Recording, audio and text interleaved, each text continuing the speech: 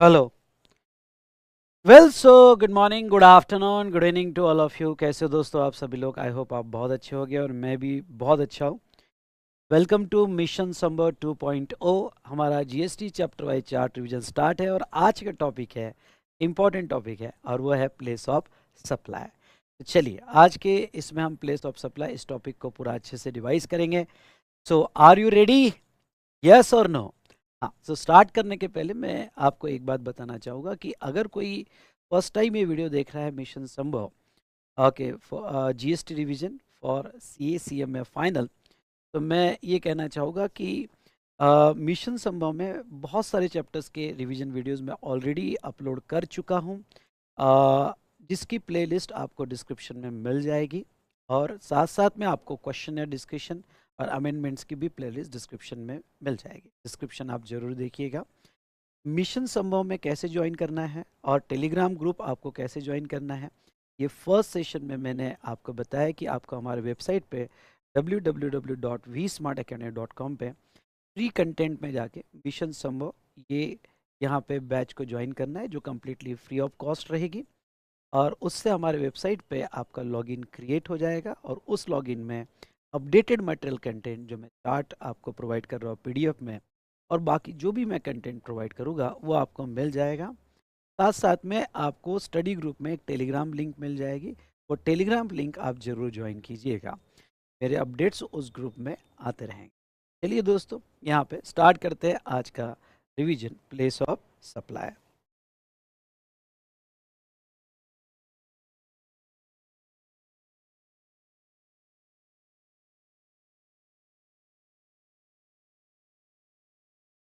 चलिए दोस्तों, तो प्लेस ऑफ सप्लाई और आईजीएसटी एक्ट दोनों भी मैं साथ में लेने वाला हूं। तो इसमें कुछ इम्पोर्टेंट डेफिनेशन हम ले लेते हैं, जिसके ऊपर बहुत सी बार डिस्कशन लिया जाता है।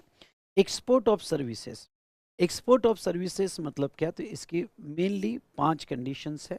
What are those conditions? पहली condition, location of supplier India में होना चाहिए, तो ही तो एक्सपोर्ट बोला जाएगा ना, कि सप्लायर इंडिया से है। रिसिपिएंट आउटसाइड इंडिया होना चाहिए। यस बेटा। अ, तो पहला, सप्लायर इन इंडिया होना चाहिए, रिसिपिएंट आउटसाइड इंडिया होना चाहिए, and place of supply very important, वो इंडिया आउटसाइड इंडिया होना चाहिए। ओके, तो अगर रिसिपिएंट भी बाहर है और आपका प्लेस ऑफ सप्लाई भी बाहर है, ये कंडीशन फुलफिल होती है। And amount receive in convertible foreign exchange and rupees allowed by RBI. वैसे तो आपका पैसा कन्वर्टिबल फॉरेन एक्सचेंज में होगा, आना चाहिए, और अगर आरबीआई अलाउ करती है तो रुपीज में आए तो भी चलेगा। And supplier and recipient are not deemed distinct person, यानी वो उसकी ही ओन एस्टेब्लिशमेंट नहीं होनी चाहिए। तो ये कंडीशन सेटिस्फाई होती है तो वो सर्विस एक्सपोर्ट सर्विस बोली जाएगी। ये 5 कंडीशन क्यूमुलेटिवली फुलफिल होनी चाहिए। अगर ये 5 कंडीशंस क्यूमुलेटिवली फुलफिल होती है तो ही आपको सेक्शन 16 के हिसाब से ज़ीरो रेट का बेनिफिट मिलेगा। ज़ीरो रेट के बेनिफिट आपके आउटपुट पे टैक्स नहीं आएगा अंडर बॉन्ड, और आपको इनपुट्स के आईटीसी के रिफंड भी मिल जाएंगे। ओके, पर अगर इसमें से एक भी कंडीशन आपने फुलफिल नहीं किया, लेट्स टेक एग्जांपल, आपने पैसा कन्वर्टिबल फॉरेन एक्सचेंज में नहीं लाया, तो अगर आपने पैसा कन्वर्टिबल फॉरेन एक्सचेंज में नहीं लाया तो वो एक्सपोर्ट सर्विस नहीं माना जाएगा। या प्लेस ऑफ सप्लाई आपका, जो मैं सेक्शन 12 13 से फिक्स करेंगे for services, place of supply आपका अगर आउटसाइड इंडिया नहीं है तो वो एक्सपोर्ट सर्विस नहीं माना जाएगा, even though amount receive in convertible foreign exchange. और ऐसे केस में आपको कोई भी एक्सपोर्ट बेनिफिट्स नहीं मिलेंगे और उसके ऊपर आएगा। Last I want to conclude, ये 5 कंडीशंस आपकी फुलफिल होनी चाहिए। नाउ यहाँ पे एक सर्कुलर 23 में आया कि when exporter of service are paid export proceeds in INR from special rupee withdrawal account of correspondent bank or partner trading country opened by AD Bank, it fulfill the conditions of section 260। मतलब आप simple word में इतना ही याद रखो, special रुपी withdraw accounts अगर से आपने पे किया, ओके, तो वो सिचुएशन में, और no doubt correspondent banks of partner trading country होना चाहिए, तो वो सिचुएशन में भी वो payment in convertible foreign exchange माना जाएगा। चलिए, ये सर्कुलर मुझे नहीं लगता एग्जाम में इतना इंपॉर्टेंट है, बट 23 का है इसलिए मैंने यहाँ पे ले लिया। उसके बाद में एक्सपोर्ट ऑफ गुड्स कब बोला जाएगा? एक्सपोर्ट ऑफ गुड्स ये डेफिनेशन हम इसलिए पढ़ रहे हैं क्योंकि अगर आपका गुड्स इंडिया के बाहर एक्सपोर्ट होता है तो सेक्शन 16 में जीरो रेट सप्लाई का आपको बेनिफिट मिलता है। Okay, goods are taken to a place outside India. अब ख्याल रहे, ओके, एक्सपोर्ट ऑफ सर्विस में 5 कंडीशंस है, अगर ये 5 कंडीशंस फुलफिल होती है तो ही एक्सपोर्ट ऑफ सर्विस माना जाएगा। लेकिन export of goods simple definition है, फिजिकली जब गुड्स इंडिया के बाहर जाएगा तब वो एक्सपोर्ट ऑफ गुड्स माना जाएगा। No such condition of receipt of convertible foreign exchange, only requirement is that goods are taken out of India. अब इसमें ऐसी कोई कंडीशन नहीं है गुड्स के लिए स्पेशली कि पैसा कन्वर्टिबल फॉरेन एक्सचेंज में आना चाहिए। इन द डेफिनेशन, डेफिनेशन में ऐसी कोई कंडीशन नहीं है। हाँ, लेकिन आपको ये कह दूं कि बाय नोटिफिकेशन जो एक्सपोर्ट बेनिफिट्स दिए अंडर सेक्शन 16 उसमें कंडीशन हो सकती है। उसके बाद में import of goods and import of service. अब ये दो डेफिनेशन हम क्यों पढ़ रहे हैं, import of goods and import of service? ये दो डेफिनेशन बेटा हम इसलिए पढ़ रहे हैं यहाँ पे। हाँ, ये दो डेफिनेशन हम इसलिए पढ़ रहे हैं क्योंकि अगर आपकी सर्विस इंपोर्ट होती है तो वो केस में यहाँ पे लाइबिलिटी आती है। Import of service section 7(1)(b) supply का अगर प्रोविजन आपको याद होगा तो सप्लाई में से इंपोर्ट ऑफ सर्विस को टैक्सेबल करवाया गया है और जीएसटी आएगा सब्जेक्ट टू सर्टेन एग्जम्पशन। वो एरिया में कुछ एग्जम्पशन है। ओके, वो एग्जम्पशन में हमने देखा था आईजीएसटी के एग्जम्पशन में। तो इंपोर्ट ऑफ सर्विस होती है तो वो सप्लाई माना जाता है और उसके ऊपर जीएसटी आता है और रिवर चार्ज में जीएसटी आएगा एक्सेप्ट ओआईडीआर सर्विस टू एनटीओआर। अब इंपोर्ट ऑफ सर्विस जो है यानी क्या, तो जस्ट बाहर से सर्विस इंडिया में आई इसलिए इंपोर्ट ऑफ सर्विस मत कहना। इवन सेक्शन 7(1)(b) में जो कहा गया है कि import of service for consideration whether और not in the course of business वो सप्लाई माना जाएगा, पर वो सर्विस इंपोर्ट ऑफ सर्विस कब होगी? तो supplier of service located outside India, ये 3 कंडीशन आपकी फुलफिल होनी चाहिए to call anything as a import of service. पहली, supplier of service located outside India होना चाहिए, recipient of service located in India होना चाहिए and place of supply of service is in India होना चाहिए।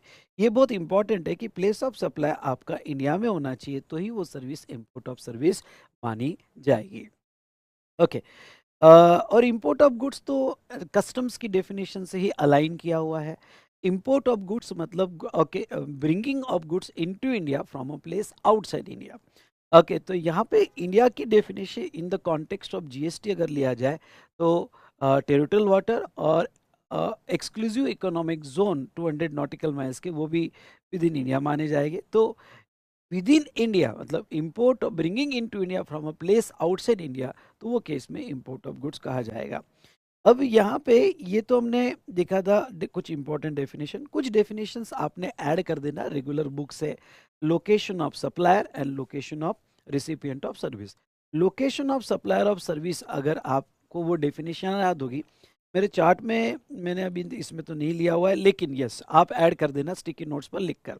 ओके, तो location of supplier of service, अगर वो यहाँ पे रजिस्टर्ड प्लेस ऑफ बिजनेस से सप्लाई कर रहा है सर्विस का तो दैट लोकेशन। अगर वो other than registered place of business से कोई फिक्स एस्टेब्लिशमेंट से सर्विस सप्लाई कर रहा है तो दैट लोकेशन लिया जाएगा। और अगर वो मल्टीपल लोकेशन से सप्लाई कर रहा है तो जिसका डायरेक्टली कंसर्न आएगा। और यहाँ पे अगर उसका कोई भी फिक्स एस्टेब्लिशमेंट रजिस्टर्ड एस्टेब्लिशमेंट नहीं है तो वो सिचुएशन में यहाँ पे यूजुअल प्लेस ऑफ रेजिडेंस उसका लोकेशन माना जाएगा।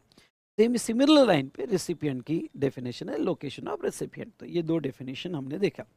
उसके बाद में मेन हमें क्या देखना है, सेक्शन 7 और सेक्शन 8। पता है आपने जो सीजीएसटी और एसजीएसटी एक्ट पढ़ा तो सीजीएसटी एक्ट में इंट्रास्टेट सप्लाई वर्ड है और आईजीएसटी एक्ट में इंटरस्टेट सप्लाई वर्ड है और एसजीएसटी में इंट्रा है। तो ठीक है, पर जो लेवी इंट्रास्टेट सप्लाई पे अंडर इन सीजीएसटी और एसजीएसटी एक्ट, वो इंट्रास्टेट सप्लाई में आपको कह दूं वो जो डिफाइन किया गया है वो डिफाइंड यहाँ पे आईजीएसटी एक्ट में किया है। What do mean by intrastate supply और what do mean by interstate supply? तो सबसे पहले समझने की कोशिश करते हैं इंटरस्टेट सप्लाई। 5 ऐसी सिचुएशन है जहां उन्होंने इंटरस्टेट सप्लाई कहा है। ओके, तो section 7(1), okay section 7(1), section 7(2), 7(3), 7(4) and 7(5). Okay, तो ये 5 केस में वो इंटरस्टेट कहेंगे और बाकी जो है हम देखेंगे इंट्रास्टेट सप्लाई। और सेक्शन 9 टेरिटोरियल वाटर में अगर सप्लाई होता है तो उसका एलओएस और पीओएस कैसे फिक्स होता है। तो सेक्शन 7 ऑफ आईजीएसटी एक्ट अगर आप फ्लो में पढ़ोगे तो बहुत अच्छे से आपको समझ में आ जाएगा। तो दोस्तों यहाँ पे सेक्शन 7(1) क्या कहता है, गवर्नमेंट ने जो है इंटरस्टेट या इंट्रास्टेट दो फैक्टर पे फिक्स की है। वो दो फैक्टर है एलओएस एंड पीओएस। एलओएस मतलब location of supply and POS मतलब प्लेस ऑफ सप्लाई। रिसिपिएंट आपको नहीं लेना है। हाँ, अगर कोई पीओएस रिसिपिएंट बेस है, वर्डिंग को सुनना, कोई पीओएस रिसिपिएंट बेस है, हाँ कुछ सबसेक्शंस में आगे में पढ़ा होगा, where recipient is located is your place of supply, तो फिर ठीक है, फिर तो हम रिसिपिएंट लेंगे, पर रिसिपिएंट डायरेक्ट नहीं ले रहे हैं, पीओएस उसके बेस पर है, इसलिए हम उसका रिसिपिएंट का बेस ले रहे हैं। तो ऐसे सिचुएशन में location of supplier and place of supply, okay, ये फैक्टर बहुत इंपॉर्टेंट है। अब प्लेस ऑफ सप्लाई आपके कॉमन सेंस से मत फिक्स करना, आगे में ओके गुड्स के प्लेस ऑफ सप्लाई सेक्शन 10 और 11 से पढ़ा होगा, उसके बाद में सर्विसेज के प्लेस ऑफ सप्लाई सेक्शन 12 और 13 से पढ़ा होगा, और ये 2 पेज में आपका प्लेस ऑफ सप्लाई बहुत अच्छे से कवर हो सकता है, बहुत अच्छे से मैंने अरेंज करके दिया है। तो दोस्तों यहाँ पे place of supply in section से फिक्स होता है, तो वो सिचुएशन में ओके आपका इंटरस्टेट और इंट्रास्टेट माना जाएगा। अब देखो फ्लो कैसा है, फ्लो ये है कि नीचे जब मैं पीओएस पढ़ा होगा सेक्शन 10 में, सेक्शन 11 में या सेक्शन 12 और 13 में, तो यहाँ से सिर्फ प्लेस ऑफ सप्लाई फिक्स होगा। ओके, यहाँ से टैक्स आएगा नहीं आएगा ये नहीं फिक्स होता है। सेक्शन 12, 13 या 10 से भी ये बताता है कि आपका प्लेस ऑफ सप्लाई क्या होना चाहिए। तो आपका प्लेस ऑफ सप्लाई जो आएगा वो प्लेस ऑफ सप्लाई के बेस पर टीओएस फिक्स होगा, सॉरी, वो प्लेस ऑफ सप्लाई जो आएगा उसके बेस पे इंटरस्टेट इंट्रास्टेट फिक्स होगा, टीओएस नहीं। तो अब अगर आपका सप्लाई, हम इसका मतलब ये हुआ है कि प्लेस ऑफ सप्लाई का इंपॉर्टेंस सिर्फ इंट्रास्टेट और इंटरस्टेट फिक्स करने के लिए है। अब उसके ऊपर टैक्स आएगा या नहीं आएगा ये तो सेक्शन 7 बताएगा, शेड्यूल 3 बताएगा या एग्जम्पशन बताएगा। ओके, सिर्फ हम इंट्रा और इंटरस्टेट फिक्स कर रहे हैं। तो उन्होंने क्या कहा है, सेक्शन 7(1) कहता है for supply of good, section 7(1) और 7(2) ओके ये हैंडल करता है गुड्स को, 7(3) और 7(4) हैंडल करता है सर्विसेज को। बहुत ही सिंपल वे में उन्होंने ये समझाया कि लोकेशन ऑफ सप्लायर और place of supply in 2 different state और यूटी और 2 यूटीज, तो वो अलग, लोकेशन ऑफ सप्लायर एक स्टेट में है, प्लेस ऑफ सप्लायर दूसरे स्टेट में है, लोकेशन ऑफ सप्लायर एक स्टेट में है, प्लेस ऑफ सप्लायर दूसरे यूटी में है, या 2 अलग अलग यूटी में है, तो वो केस में ये इंटरस्टेट माना जाएगा एंड शैल बी डिटरमाइन। अब प्लेस ऑफ सप्लाई ये केस में कैसे फिक्स होगा, गुड्स होगा तो आप प्लेस ऑफ सप्लाई आपके कॉमन सेंस से फिक्स नहीं करोगे, प्लेस ऑफ सप्लाई आप सेक्शन 10 से फिक्स करोगे, और सेक्शन 10 से जो प्लेस ऑफ सप्लाई आएगा वो आपको लेना पड़ेगा। डन, तो ये था okay location of supply and place of supply. Okay, दूसरा उन्होंने स्पेशली इंपोर्टेड गुड्स के बारे में कहा, अगर कोई गुड्स इंडियन टेरिटरी क्रॉस कर रहा है यानी कस्टम फ्रंटियर्स क्रॉस कर रहा है तो वो केस में भी वो इंटरस्टेट माना जाएगा।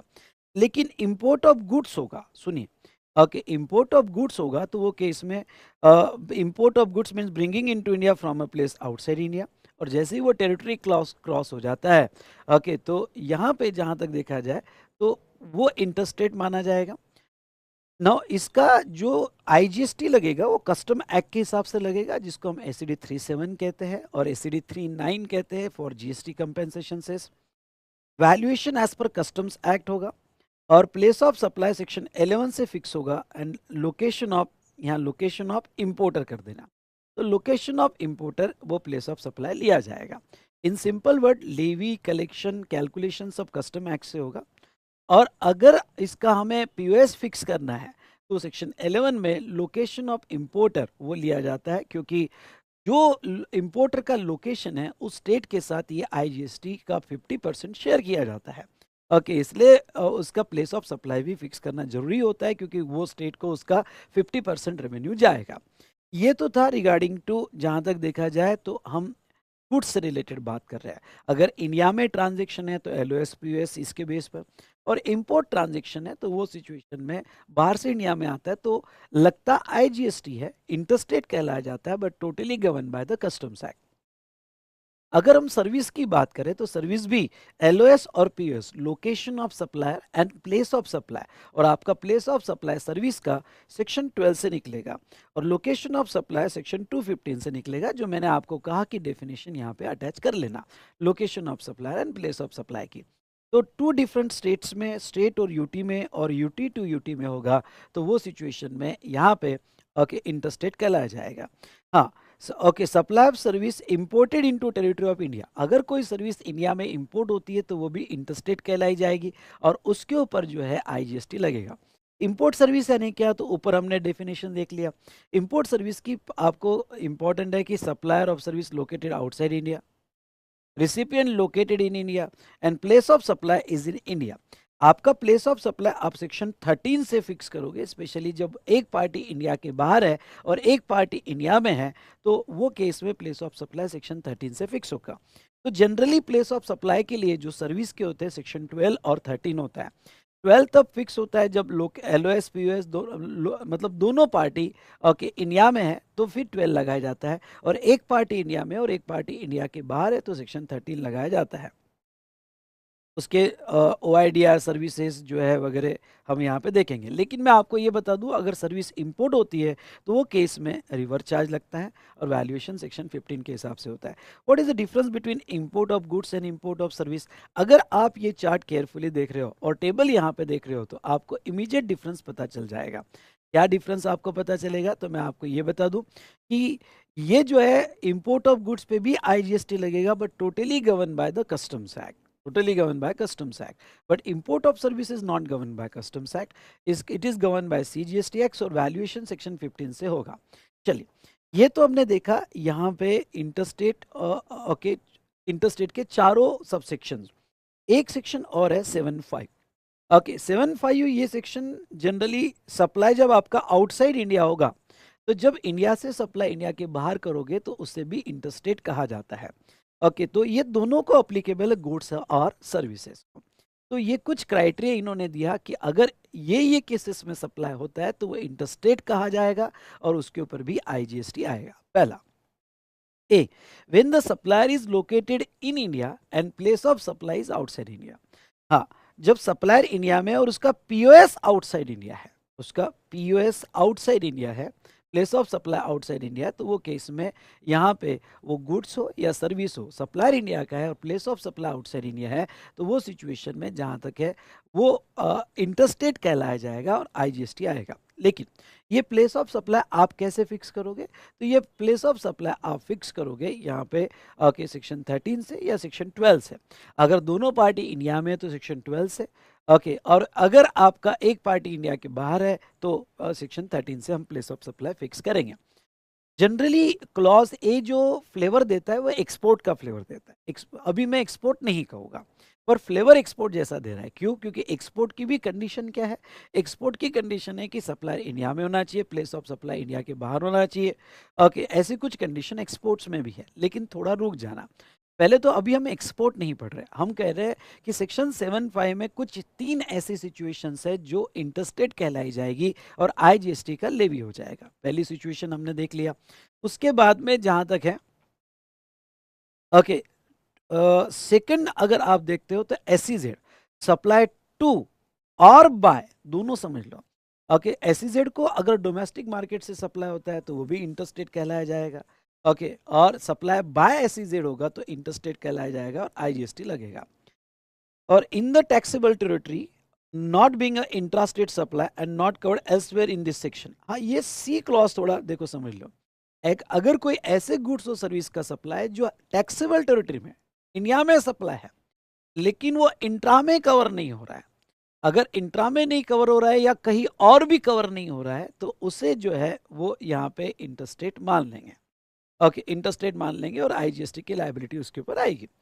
हाँ, कुछ सिचुएशन ऐसी हो सकती है कि जहाँ पे ओके वो सप्लाई जो है यहाँ इंट्रा में कवर नहीं हो रहा है और कहीं नहीं कवर हो रहा है। ओके तो वो सिचुएशन में और कहीं नहीं मतलब ना इंट्रा में कवर हो रहा है ना पहले 4 क्लॉजेस में कवर हो रहा है, तो फिर उसको इंटरस्टेट ट्रीट कर दो और आईजीएसटी लगा दो। ओके ये 3 क्लॉजेस है।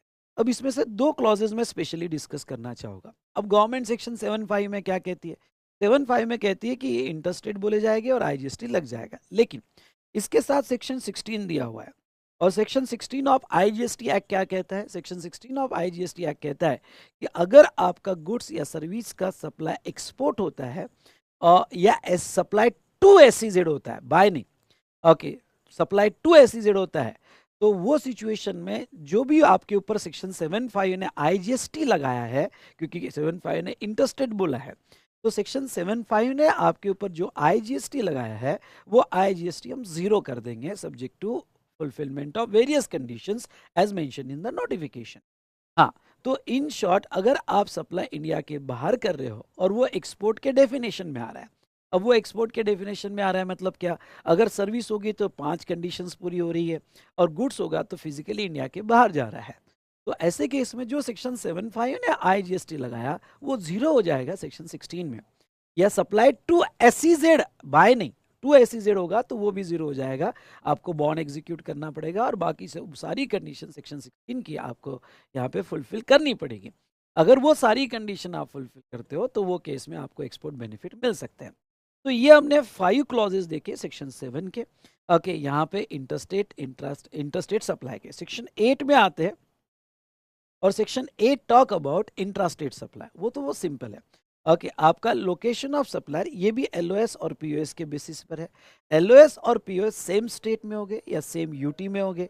ओके, गुड्स हो या सर्विस हो, ओके गुड्स हो या सर्विस हो, अगर सेम स्टेट में है, सेम यूटी में है, तो वो सिचुएशन में जहां तक देखा जाए वो इंट्रास्टेट कहे जाएंगे। ओके, उसके बाद में नेक्स्ट सेक्शन 9 टेरिटोरियल वाटर। बहुत सी बार क्या होता है कि ओके आपका सप्लाई लोकेशन ऑफ सप्लायर तो ठीक है महाराष्ट्र में है, महाराष्ट्र में, पर place of supply territorial water में हो सकता है कि टेरिटोरियल वाटर में आपने कोई गुड्स सप्लाई किया हो या सर्विस सप्लाई किया हो। तो अब अगर आपका place of supply territorial water में है तो ये कौन से स्टेट का मानना भाई, तो वो कहते हैं जो नियरेस्ट कोस्टल बेस लाइन होगी, समझ लो इसकी nearest coastal base line Maharashtra होगी, तो फिर वो state Maharashtra, place of supply Maharashtra का माना जाएगा। अगर नियरेस्ट कोस्टल लाइन गुजरात होगी, राजस्थान होगी, वॉट एवर इट में, राजस्थानी सॉरी, गोवा होगी, गुजरात होगी, तो वो सिचुएशन में ओके जो भी नियरेस्ट कोस्टल लाइन होगी वो उसका प्लेस ऑफ सप्लाई माना जाएगा। या फिर ओके रिवर्स ट्रांजेक्शन ले लो, रिवर्स मतलब लोकेशन ऑफ सप्लायर यहाँ पे, और ये ओके ये जो यहाँ से क्रूड ऑयल प्रोवाइड कर रहा है, तो सप्लायर तो यहाँ पे और प्लेस ऑफ सप्लाई समझ लो यहाँ पे गोवा में है, तो प्लेस ऑफ सप्लाई तो मिल गया, प्लेस ऑफ सप्लाई मिल गया, location of supply territorial water में बैठा है। अगर location of supply territorial water में बैठा है तो वो सिचुएशन में सुनिए, वो सिचुएशन में यहाँ पे एलओएस भी जो नियरेस्ट कोस्टल लाइन होगी, कोस्टल बेस लाइन होगी, वो उसका स्टेट माना जाएगा, और उसके बेसिस पे आप डिसाइड करोगे कि ये इंट्रा स्टेट है या इंटरस्टेट है। आई होप आपको ये पॉइंट समझा होगा। तो इस तरह से हमने यहाँ पे बेसिक देखा, ओके कुछ डेफिनेशन देखी, और सेक्शन 7, 8 और 9 ये एक फ्लो में हमने यहाँ पे देखा। चलिए आगे देखते हैं सेक्शन 10, सेक्शन 11, ओके और आगे की सेक्शन कवर करते हैं। ठीक है, या आपको अगर यहाँ तक अच्छे समझ में आ रहा होगा तो अपने कमेंट जरूर दीजिएगा और लाइक जरूर कीजिएगा। चलो, तो अब आते हैं यहाँ पे सेक्शन 10 पे। सेक्शन 10 पे, section 10 place of supply of goods other then imported और एक्सपोर्ट गुड्स, मतलब क्या, अगर इंपोर्ट गुड्स एक्सपोर्ट गुड्स होगा तो उसका अलग से प्लेस ऑफ सप्लाई फिक्स होता है सेक्शन 11 में। ओके, सेक्शन 10 क्या कहता है यहाँ पे थोड़ा समझ लो। सेक्शन 10 अभी जो है टोटल कितनी सिचुएशन कवर कर रहा है, A B C C A. Okay, C ए ये अभी ऐड किया है, यहाँ पे सी ए उन्होंने अभी ऐड किया है। Okay, C A D and E, ठीक है। अब वो क्या कह रहे देखो, पहला व्हेन सप्लाई ऑफ गुड्स, हम गुड्स का प्लेस ऑफ सप्लाई फिक्स कर रहे हैं, बहुत ईजी है, बहुत ईजी है, आपको फ्रैंकली स्पीकिंग बहुत ईजी है। ओके, यहाँ पे एग्जाम्पल के साथ के स्टडी दिया है, ये तो आप भी पढ़ सकते हो, मैं तो जैसे आपको एक्सप्लेन कर देता हूँ यहाँ पे कि अगर गुड्स में मूवमेंट होगी, और गुड्स में मूवमेंट सप्लायर ने किया होगा, रिसिपिएंट ने किया होगा, या किसी ने भी पर्सन किया होगा, जरूर नहीं कि सप्लायर ही मूवमेंट करे, रिसिपिएंट मूवमेंट कर रहा है या एनी अदर पर्सन यहाँ पे मूवमेंट कर रहा है, एनी अदर पर्सन मूवमेंट कर रहा है, तो वो सिचुएशन में अगर गुड्स में मूवमेंट होगी तो वो सिचुएशन में यहाँ पे location of goods, when the movement of goods terminate for delivery to the recipient, हाँ जहां गुड्स की मूवमेंट टर्मिनेट होगी फॉर डिलीवरी, वो उसका प्लेस ऑफ सप्लाई माना जाएगा। आई रिपीट, वो उसका प्लेस ऑफ सप्लाई माना जाएगा। समझ लो आपका गुड्स यहाँ से गुजरात जा रहा है, तो गुड्स की मूवमेंट कहाँ टर्मिनेट हो रही है, गुजरात, तो प्लेस ऑफ सप्लाई गुजरात माना जाएगा। रिसिपिएंट कहाँ का है वो इंपॉर्टेंट नहीं है, गुड्स की मूवमेंट का टर्मिनेट हो रही है, वो बहुत इंपॉर्टेंट है। ओके, यहाँ पे हो सकता है रिसिपिएंट महाराष्ट्र का ही हो, लोकेशन ऑफ सप्लायर भी महाराष्ट्र का हो, लेकिन गुड्स की मूवमेंट अगर गुजरात टर्मिनेट हो रही है तो प्लेस ऑफ सप्लाई गुजरात माना जाएगा। I hope you understood. Okay, example मैंने दिया है, ये एग्जाम्पल आप रेफर कर सकते हो। तो पहले हमने देखा कहाँ गुड्स की मूवमेंट टर्मिनेट हो रही है। दूसरा, बिल टू शिप टू मतलब थर्ड पार्टी। अगर ये पर्सन के डायरेक्शन पे हाँ सुनिएगा, ये पर्सन के डायरेक्शन पे सप्लायर डायरेक्टली शिप टू कर रहा है, यानी बिल टू इसको हो रहा है और शिप टू रिसिपिएंट को हो रहा है। समझ लो ये सप्लायर है, ये रिसिपिएंट है। ओके, और ये थर्ड पार्टी रजिस्टर्ड पर्सन है जिसके डायरेक्शन पे बिल टू शिप टू हो रहा है। ओके, तो यहाँ पे दो ट्रांजेक्शन आपको मिलेंगे। पहला ट्रांजेक्शन, ओके, इसने इसको ऑर्डर दिया, यहाँ से ऑर्डर फॉरवर्ड हुआ और यहाँ से डायरेक्टली गुड्स डिलीवर्ड हुआ। तो अब ये केस में दो इनवॉइस बनेंगे, इनवॉइस I1 और इनवॉइस I2। इनवॉइस I1 ये इसको इनवॉइस देगा, इवन दो शिप टू इस बंदे को होगा, पर ये इसको इनवॉइस देगा और ये जो है इसको इनवॉइस देगा। डन। तो ये बिल टू शिप टू में क्लॉज बी यानी 10(1)(a, यहाँ पे ये 10(1) कर देना बेटा। यहाँ पे ये जो है हम जो सेक्शन देख रहे हैं 10(1) देख रहे हैं, ठीक है, 10(1)(a, ठीक है। तो 10(1)(a क्या कहता है कि अगर जो पहला सप्लायर है जो शिप टू किसी और को कर रहा है इसके डायरेक्शन पे, तो पहले सप्लायर जब इनवॉइस में प्लेस ऑफ सप्लाई फिक्स करेगा, इनवॉइस में लिखेगा प्लेस ऑफ सप्लाई, तो अपना प्लेस ऑफ सप्लाई कहाँ, जहाँ गुड्स की मूवमेंट टर्मिनेट होगी वहां लेगा क्या? नहीं, वो अपना place of supply principal place of business of third person, यानी ये पहले वाला ट्रांजेक्शन जो हुआ है, तो इसके लिए जब इनवॉइस बनेगा और प्लेस ऑफ सप्लाई लिखा जाएगा, तो वो प्लेस ऑफ सप्लाई ये थर्ड पर्सन का प्रिंसिपल प्लेस ऑफ बिजनेस कहाँ पे है।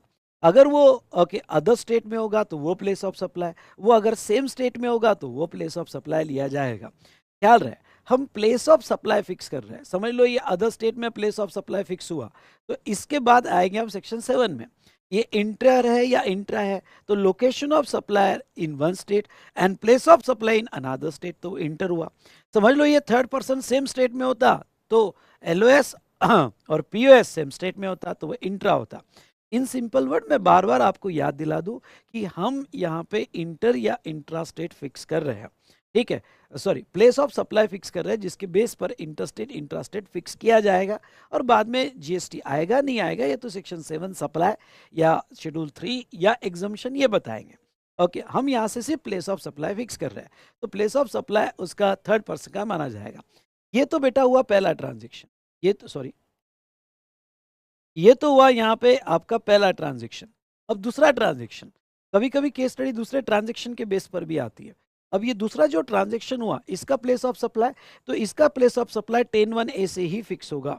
10(1)(a से फिक्स होगा क्योंकि यहाँ गुड इसके बिल में मूवमेंट गई है, इसके बिल में जो है ओके डायरेक्शन, इसके बिल में डायरेक्शन है, इसके बिल में डिलीवरी है। तो इसके बिल में अगर डिलीवरी है तो इसका प्लेस ऑफ सप्लाई 10(1)(a से फिक्स होगा और 10(1)(a से ये फिक्स होगा। क्या फिक्स होगा बेटा? तो 10(1)(a से बेटा ये जो है ओके जहाँ गुड्स की मूवमेंट टर्मिनेट हुई, अगर वो अदर स्टेट में टर्मिनेट हुई तो वो प्लेस ऑफ सप्लाई, अगर वो सेम स्टेट में टर्मिनेट हुई तो वो प्लेस ऑफ सप्लाई, और अकॉर्डिंगली आपको इंटरस्टेट इंट्रास्टेट फिक्स करना पड़ेगा। आई होप आपको ये समझ में आया होगा। तो ये था regarding to bill to ship to model के केस में। उसके बाद में okay C does not involve the movement of goods. समझ लो आपके सप्लाई में गुड्स मूवमेंट नहीं है। Okay, as is where is basis पे आपने सेल किया, बहुत सारी मशीनरी, बड़ी machinery as is where is basis पे सेल होती है। या आपको अगर मेरे क्लास का एग्जाम्पल याद होगा तो मेरे क्लास के एग्जाम्पल में मैंने आपको बताया था बेंचेस सेल किए मैंने, तो बेंचेस सेल किए और वो रूम में वैसे ही सेल कर दिए, एज इज वेरिज बेसिस पे सेल कर दिए। तो ऐसे केस में जहाँ तक देखा जाए तो यहाँ पे प्लेस ऑफ सप्लाई जहाँ गुड्स का लोकेशन है at the time of delivery to the recipient. अब अगर कोई मशीन है बड़ी मशीन है, एज इज वेरिज बेसिस पे बेच दिया, तो जहाँ गुड्स का लोकेशन होगा वो आपका प्लेस ऑफ सप्लाई माना जाएगा। वेरी सिंपल, मैं सच में कहता हूँ ये सेक्शन 10 इतना सिंपल है, इसके ऊपर अगर क्वेश्चन आया तो मत छोड़ना भाई साहब, मत छोड़ना। ओके, लोकेशन ऑफ गुड्स आपका प्लेस ऑफ सप्लाई माना जाएगा। अब इसमें क्या हुआ, इस बार उन्होंने 10CA इंट्रोड्यूस किया है। ओके 10 CA इंट्रोड्यूस किया है, और ये 10 CA समझ लो, अगर आपके चार्ट में होगा तो अच्छी बात है, नहीं होगा तो इतना अपडेट कर दो। ओके एक पेज पे लिखकर इतना अपडेट कर दो 10 CA। Okay supply of goods to unregistered person, supply of goods to unregistered person, इसके लिए अमेंडमेंट जरूर देख लेना। अमेंडमेंट में मैंने बहुत अच्छे से इसको बहुत डिटेल में एक्सप्लेन किया है, और आई होप आप अमेंडमेंट्स तो देख ही रहे होगे। देखो चार्ट रिवीजन एक ब्रशअप है, पूरे सब्जेक्ट का एक बहुत अच्छे से रिवीजन कर लेना है, पर यहाँ पे अमेंडमेंट्स के लिए मैं एक्स्ट्रा इन डेप्थ टाइम नहीं दे रहा हूँ, क्योंकि अमेंडमेंट्स में ऑलरेडी ले चुका हूँ। आई होप आप ये बात को समझ रहे होगे। तो अगर supply of goods to unregistered person होगा, और ये ओवरराइडिंग इफेक्ट है 10(1)(a) टू C में, मतलब क्या, अगर आपने सप्लाई अनरजिस्टर्ड को दिया तो आप ए बी और सी तीनों भी नहीं लगाओगे। आई रिपीट, अगर आपने सप्लाई अनरजिस्टर्ड को किया तो आप ए बी और सी तीनों भी अप्लाई नहीं करोगे। इसका मतलब मैसेज ये आ रहा है कि ए बी और सी ये रजिस्टर्ड के लिए है। अगर आपने सप्लाई अनरजिस्टर्ड को किया तो आप 10(1)(CA के हिसाब से ही उसका प्लेस ऑफ सप्लाई फिक्स करोगे। जनरली ये ओवर द काउंटर जो सेल होती है, समझ लो मेरी स्टेशनरी शॉप है, या रिलायंस फ्रेश है, या यहाँ पे समझ लो वॉलमार्ट है, और कस्टमर आ रहा है, कस्टमर कोई भी स्टेट का हो, सुनिएगा, कस्टमर कोई भी स्टेट से आया हो, मुंबई के ओके यहाँ पे वॉलमार्ट में समझ लो, या फिर वो है ना एक मॉल आइकिया वगैरह, उसमें समझ लो अगर आप जाते हो, आप ओके गुजरात के रहने वाले हो, आप महाराष्ट्र के रहने वाले हो, या दिल्ली के रहने वाले हो, ओवर द काउंटर सेल हो रहा है और अनरजिस्टर्ड को सेल हो रहा है, सुनिएगा अनरजिस्टर्ड को सेल हो रहा है, तो ये सिचुएशन में ओके इन्होंने नया क्लॉज सीए इंट्रोड्यूस किया, और अनरजिस्टर्ड के केस में आप ए बी सी तीनों भी अप्लाई नहीं करोगे। ओके अनरजिस्टर्ड के केस में वो क्या कहते हैं, वो कहते हैं सप्लायर या रिसिपिएंट किसी को भी यहाँ पे मतलब दो ही पार्टी होगी, location as per the address of the unregistered person recorded in invoice, otherwise location of supplier. बहुत ही सिंपल वे में समझ लो, मेरे ओवर द काउंटर में सेल कर रहा हूँ, कस्टमर मेरे पास आया, अनरजिस्टर्ड बंदा है, ओके उसने कोई स्टेशनरी मेरे शॉप से खरीदी, मैं बिल बना रहा हूँ, और बिल में पूछूंगा हाँ क्या भाई कहाँ का रहने वाले हो, अगर उसने मेरे को बता दिया कि भाई मैं तो गुजरात का हूँ, तो मैं बिल में स्टेट लिख रहा हूँ। अगर मैंने बिल में उसका एड्रेस लिखा, स्पेशली स्टेट, ओके बाकी एड्रेस नहीं भी लिखा तो चलेगा, स्पेशली स्टेट, अगर बिल में मैंने उसका एड्रेस लिखा और स्टेट लिखा, तो फिर प्लेस ऑफ सप्लाई वो स्टेट माना जाएगा। ओके अगर अनरजिस्टर्ड को मैंने सेल किया, और समझ लो मैंने उसका एड्रेस लिखना भूल गया, गवर्नमेंट फोर्स नहीं कर रही है कि आप एड्रेस ही लिखो, लेकिन अगर मैं एड्रेस करना लिखना भूल गया, तो वो सिचुएशन में यहाँ पे जो है ओके क्या, तो लोकेशन ऑफ सप्लायर लिया जाएगा। लेकिन अगर आप रूल 46 पढ़ते हो इनवॉइस चैप्टर में, कंटेंट ऑफ द इनवॉइस, उसमें दिया है कि अगर बिल 50,000 के ऊपर है तो रिसिपिएंट का एड्रेस होना जरूरी है, स्पेशली अनरजिस्टर्ड के केस में। तो ऐसे केस में अब थोड़ा अगर मैं लिंक कर दूं, तो 50,000 के ऊपर होगा तो आप उसका एड्रेस दोगे, स्पेशली स्टेट तो दोगे, तो वो सिचुएशन में प्लेस ऑफ सप्लाई उस स्टेट के बेस पर फिक्स होगा। अगर उसका एड्रेस आप नहीं दे रहे हो, तो फिर जहाँ का सप्लायर है, सप्लायर समझ लो महाराष्ट्र से बेच रहा है, तो महाराष्ट्र उसका प्लेस ऑफ सप्लाई माना जाएगा। तो ये अच्छे से पढ़ के लेना, और मैं आपको कह दूं कि अगर आपके इसमें नहीं है तो इतना स्क्रीनशॉट ले लो, ओके ये सी वाला स्क्रीनशॉट ले लो, और फिर ये आप अटैच करके वहाँ अभी के अभी ऐड कर देना। वैसे तो अमेंडमेंट्स आपने देखी होगी, चलिए स्क्रीनशॉट ले लो उसका, ठीक है, और ये अभी क्लास होते ही आपने अटैच कर देना है।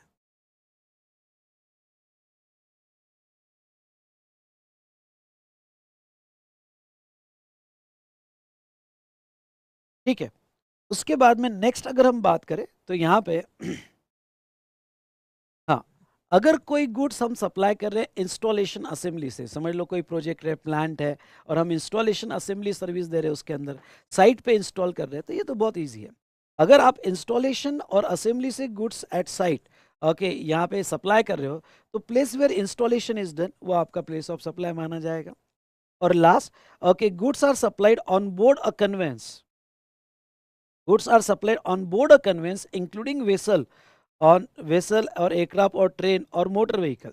मतलब क्या, कन्वेंस पे अगर कोई गुड्स आपको बेचा जा रहा है, जैसे ट्रेन में बेचा जा रहा है, एयरक्राफ्ट में बेचा जा रहा है, शिप में बेचा जा रहा है, तो जो गुड्स जैसे आप एयरक्राफ्ट में बैठते हो, एयर होस्टेस आती है, आपको आपने कोई प्रोडक्ट डिमांड किया कि भाई आपने कैटलॉग देखा, एक पावर बैंक दिखी, तो आपने कहा वो पावर बैंक आपको खरीदनी है, या ट्रेन में जा रहे हो, ट्रेन में बेचने वाले गुड्स बेच रहे हैं, तो उनका प्लेस ऑफ सप्लाई कहाँ फिक्स होगा?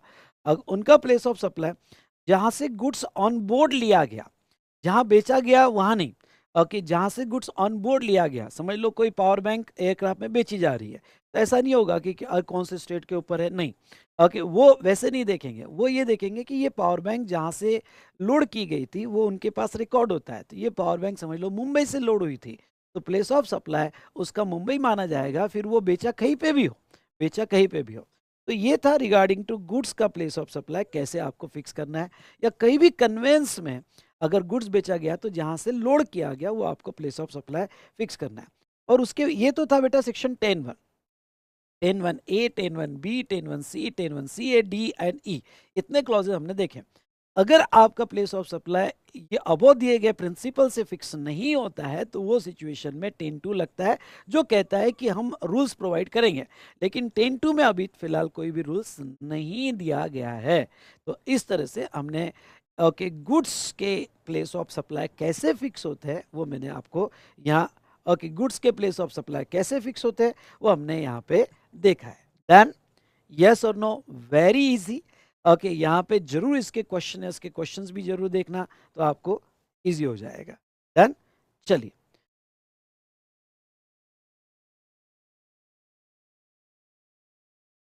अब आ जाओ बेटा आप सेक्शन 11 पे। ओके, सेक्शन 11 पे अगर आप आते हो तो सेक्शन 11 इंपोर्टेड गुड्स और एक्सपोर्ट गुड्स का प्लेस ऑफ सप्लाई कैसे फिक्स करना। Import of goods into India होगा तो लोकेशन ऑफ इंपोर्टर, उसका प्लेस ऑफ सप्लाई। जनरली इसका रिलेवेंस क्या है? इसका रिलेवेंस ये है कि जब आप गुड्स इंपोर्ट करते हो तो कस्टम एक्ट में SD 37 आपको पे करना पड़ता है, लेकिन उसका 50% स्टेट को जाता है। कौन से स्टेट को जाएगा भाई? अब मुंबई में लैंड हुआ तो क्या महाराष्ट्र को आएगा? नहीं, जहाँ का इंपोर्टर है, तो इंपोर्टर का लोकेशन अगर MP होगा, UP होगा, तो उसका 50% MP UP में जाता है, क्योंकि वो प्लेस ऑफ सप्लाई माना जाता है। और एक्सपोर्ट ऑफ गुड्स होगा तो लोकेशन आउटसाइड इंडिया, अगर गुड्स इंडिया के बाहर एक्सपोर्ट हो रहा है तो वो केस में लोकेशन आउटसाइड इंडिया लिया जाएगा। तो ये हमने सेक्शन 11 देखा। अब दो यहाँ पे सेक्शन 14 के लिए थोड़ा रुक जाना। ओके, सेक्शन 14 के लिए यहाँ पे रुक जाना, ये थोड़ा हम बाद में डिस्कस करेंगे, ठीक है? पहले मैं 12 और 13 खत्म करूंगा।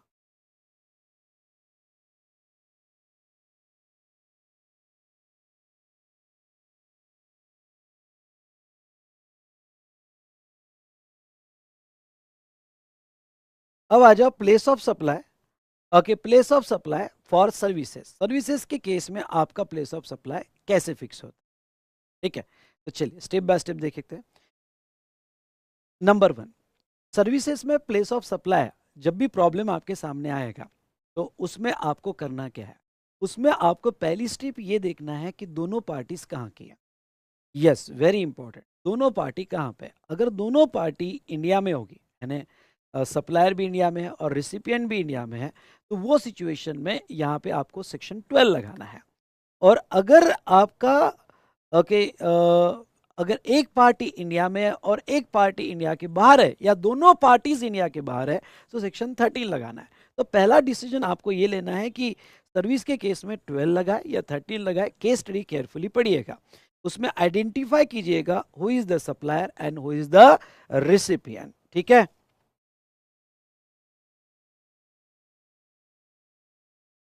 सॉरी बेटा, चलो यहाँ पे ये देख लेते हैं। तो section 12(1) place of supply, section 12(1) वहाँ प्लेस ऑफ सप्लाई सर्विस के लिए फिक्स करता है जहाँ दोनों parties supplier and recipient India में होना जरूरी है। अब देखो मैंने ये टेबल जो बनाया है और अरेंज जो किया है, ये टेबल में सेक्शन 12 के सेक्शन यहाँ पे जो लिए वो मैंने ऐसे सीक्वेंस में नहीं लिए हैं, मैंने अपने हिसाब से अरेंज किए, जिसके बेस पर एक मेमोरी टेक्निक मैं बना रहा हूँ। और ये टेबल अगर आप पढ़ लो तो ये केस आपको आसान हो जाएगा, इसके प्लेस ऑफ सप्लाई को याद रखना आसान हो जाएगा। तो कोशिश करता हूँ यहाँ पे, और इसको आसान करते हैं कि इतने सारे पैरामीटर्स कैसे याद रखे जाए।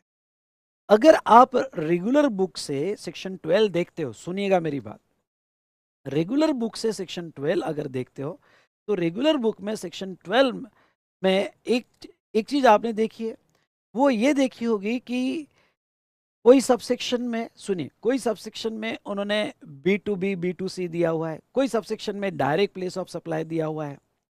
ओके, तो वो केस में थोड़ा कंफ्यूजन हो जाता है। जैसे अगर आप सेक्शन 12(2) पढ़ते हो, 5 पढ़ते हो, देखो वहां पे ओपन करो रेगुलर बुक, सेक्शन 2 पढ़ते हो, 5 क्या पढ़ते हो, 7 पढ़ते हो, 8 पढ़ते हो, 9 पढ़ते हो या 13 पढ़ते हो, तो इन सब सेक्शन में उन्होंने ओके ट्रांजेक्शन को डिवाइड किया है B2B और B2C में। और बाकी सब सेक्शन पढ़ते हो, जैसे 12(3) पढ़ते हो, 12(4), 12(6), 12(10), 12(11) या 12(12) और 12(14) ये पढ़ते हो, तो वो केस में उन्होंने कोई डिवाइडेशन नहीं किया, डायरेक्ट प्लेस ऑफ सप्लाई दिए हुए हैं। तो मैंने क्या ये टेबल कैसे बना लिया? ओके, और मेरे आज रिवीजन के बाद आप भी एक बार लिख के देखना। अगर आपने ये लिख के देख दिया तो आपके दिमाग में फिट हो जाएगा। कोशिश करना, टाइम मिले तो जरूर लिखना। तो ऐसे सिचुएशन में मैंने क्या किया, मैंने वो सबसेक्शंस पहले कलेक्ट कर लिए, वो सबसेक्शंस पहले कलेक्ट कर लिए जिसमें B2B और B2C में डिवाइडेशन है, और बाकी सारे सेक्शंस मैंने नीचे ले लिए 12(3) से लेके नीचे तक, जहां B2B B2C में डिवाइडेशन नहीं है। तो अब आपको क्या हो जाएगा, अगर आप ये पहले 6 सर्विसेज लर्न कर लो, रट्टा मार लो कि भाई ये 6 सर्विसेज प्रॉब्लम में आती है, कौन कौन सी सर्विसेज बताता हूं। पर अगर ये 6 सर्विसेज अगर प्रॉब्लम में क्वेश्चन में आता है, तो यहाँ पे आपको ज़्यादा सोचना ही नहीं है, यहाँ पे फटाफट B2B और B2C के बेस पे डिवाइड करना है।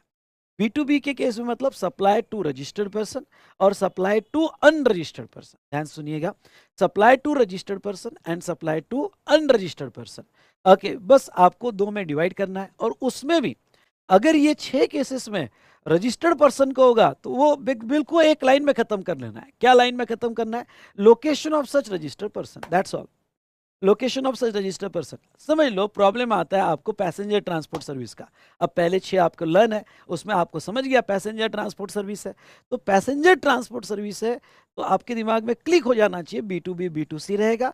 और पैसेंजर ट्रांसपोर्ट सर्विस में अगर रजिस्टर्ड को दिया तो location of such registered person place of supply fix होगा। ओके, तो all 6 cases if supply to registered person, तो location of registered person is fix. हाँ, अनरजिस्टर्ड के केस में आपको याद रखना है, और उसके अलग अलग पैरामीटर्स आपको याद रखना है। नाउ अब देखो यहाँ पे ओके 12(2) है general rule for all services except 12(3) to 12(14). मतलब क्या, मतलब यहाँ पे इसलिए आपको 12(3) से लेके तो 12(14) तक टाइटल तो भी लर्न कर लेना है। क्यों? क्योंकि हो सकता है छुपा हुआ क्वेश्चन आपको एग्जाम में पूछ ले। अब ये छुपा हुआ क्वेश्चन आपको एग्जाम में पूछ ले मतलब क्या, मतलब ओके यहाँ पे कोई आपको सर्विस दे दे, कंसल्टेंसी सर्विस दे दे या कोई भी दे दे, जहां जनरल रूल लगता है। अब जनरल रूल लगता है ये केस में, ये आपको कब समझेगा, ये तभी समझेगा ओके जब आपको 12(3) से लेके 12(14) तक के सारे टाइटल्स याद हो गए। इसलिए थोड़ा लर्निंग पार्ट इसमें ज्यादा है। तो सारे अगर टाइटल्स आपको याद हो गए तो ये समझना आसान हो जाएगा कि इसको जनरल रूल से फिक्स करना पड़ेगा। तो जनरली आपका प्लेस ऑफ सप्लाई, अगर आपकी सर्विस नीचे दिए गए टाइटल्स में नहीं आती है, तो जनरली आपका प्लेस ऑफ सप्लाई ओके कैसे फिक्स होगा? तो जनरली ऑल सर्विसेज के लिए, very important, very important, generally all services के लिए आपका प्लेस ऑफ सप्लाई अगर रजिस्टर्ड को दिया तो location of such registered person रहेगा, और अगर आपने अनरजिस्टर्ड को दिया तो address in the record exist, मतलब जिसको दिया उसका एड्रेस आपके रिकॉर्ड में होगा, तो लोकेशन ऑफ रिसिपिएंट आपका प्लेस ऑफ सप्लाई रहेगा। फिर आप ओके बिल में पीओएस जो लिखोगे वो लोकेशन ऑफ रिसिपिएंट के बेस पे लिखो, और उसका एड्रेस आपके पास नहीं है, okay address does not exist, तो ओके लोकेशन ऑफ सप्लाई, फिर लोकेशन ऑफ सप्लायर आप लोगे अगर उसका एड्रेस आपके रिकॉर्ड में नहीं है। ओके, तो जनरली आपको सारे सर्विस का प्लेस ऑफ सप्लाई B2B होता है तो ऐसा, और B2C होता है तो ऐसा फिक्स करना है। लेकिन कुछ सेक्टर में गवर्नमेंट ने अलग से थोड़े फिक्स किए हैं, और पहला training and performance appraisal service, मतलब कोचिंग सर्विस है, ट्रेनिंग सर्विस है, एजुकेशन सर्विस है, जो भी है, वो टैक्सेबल हो एग्जाम्ट हो वो बात की बात है, वो तो एग्जाम्शन चैप्टर में कवर है, वो सप्लाई में शेड्यूल 3 में कवर है। हम बात टैक्सेबल एग्जाम्शन की नहीं कर रहे हैं, हमारा स्कोप प्लेस ऑफ सप्लाई में limited to fixing of place of supply. Okay, तो अगर training and performance appraisal service होगा, ट्रांजेक्शन B2B होगा, तो location of such registered person लिया जाएगा, और ट्रांजेक्शन B2C होगा तो प्लेस ऑफ परफॉर्मेंस लिया जाएगा, जहां सर्विस परफॉर्म होगी। जैसा मैं पढ़ा रहा हूँ, अगर मेरा ट्रांजेक्शन B2B है तो मैं क्लासेस पुणे में ले रहा हूँ, तो वो सिचुएशन में पुणे प्लेस ऑफ परफॉर्मेंस माना जाएगा। और मेरा ट्रांजेक्शन B2C है, सुनिएगा, सॉरी गलती होगी, B2B होगा, तो फिर B2B होगा यानी कोई कंपनी की ट्रेनिंग ले रहा हो, उसमें एजुकेशन दे रहा हो। B2B होगा तो location of such registered person, जो कंपनी का एड्रेस मैंने बिल में लिखा रिसिपिएंट का, वो मेरा प्लेस ऑफ सप्लाई होगा। और अगर ट्रांजेक्शन B2C होगा तो जहां मैं सर्विस परफॉर्म कर रहा हूं वो लिया जाएगा। अगर मैं कल जाके क्लासेस गोवा में लूँ और गोवा में ओपन एरिया में बीच पे ले रहा हूँ, तो मेरा प्लेस ऑफ सप्लाई गोवा बीच माना जाएगा अगर ट्रांजेक्शन B2C होगा। तो ये आप लिख सकते हो, ये B2C। और B2B ट्रांजेक्शन मतलब रजिस्टर्ड पर्सन। उसके बाद में नेक्स्ट जो सर्विस दोनों इसमें डिवाइड होती है वो सेक्शन 12(7) में ऑर्गेनाइजेशन ऑफ इवेंट, ख्याल रहे, एंट्री इन द इवेंट नहीं, एक्सेस इन द इवेंट नहीं, organisation of event including ancillary services और स्पॉन्सरशिप, मतलब इवेंट मैनेजमेंट कंपनी।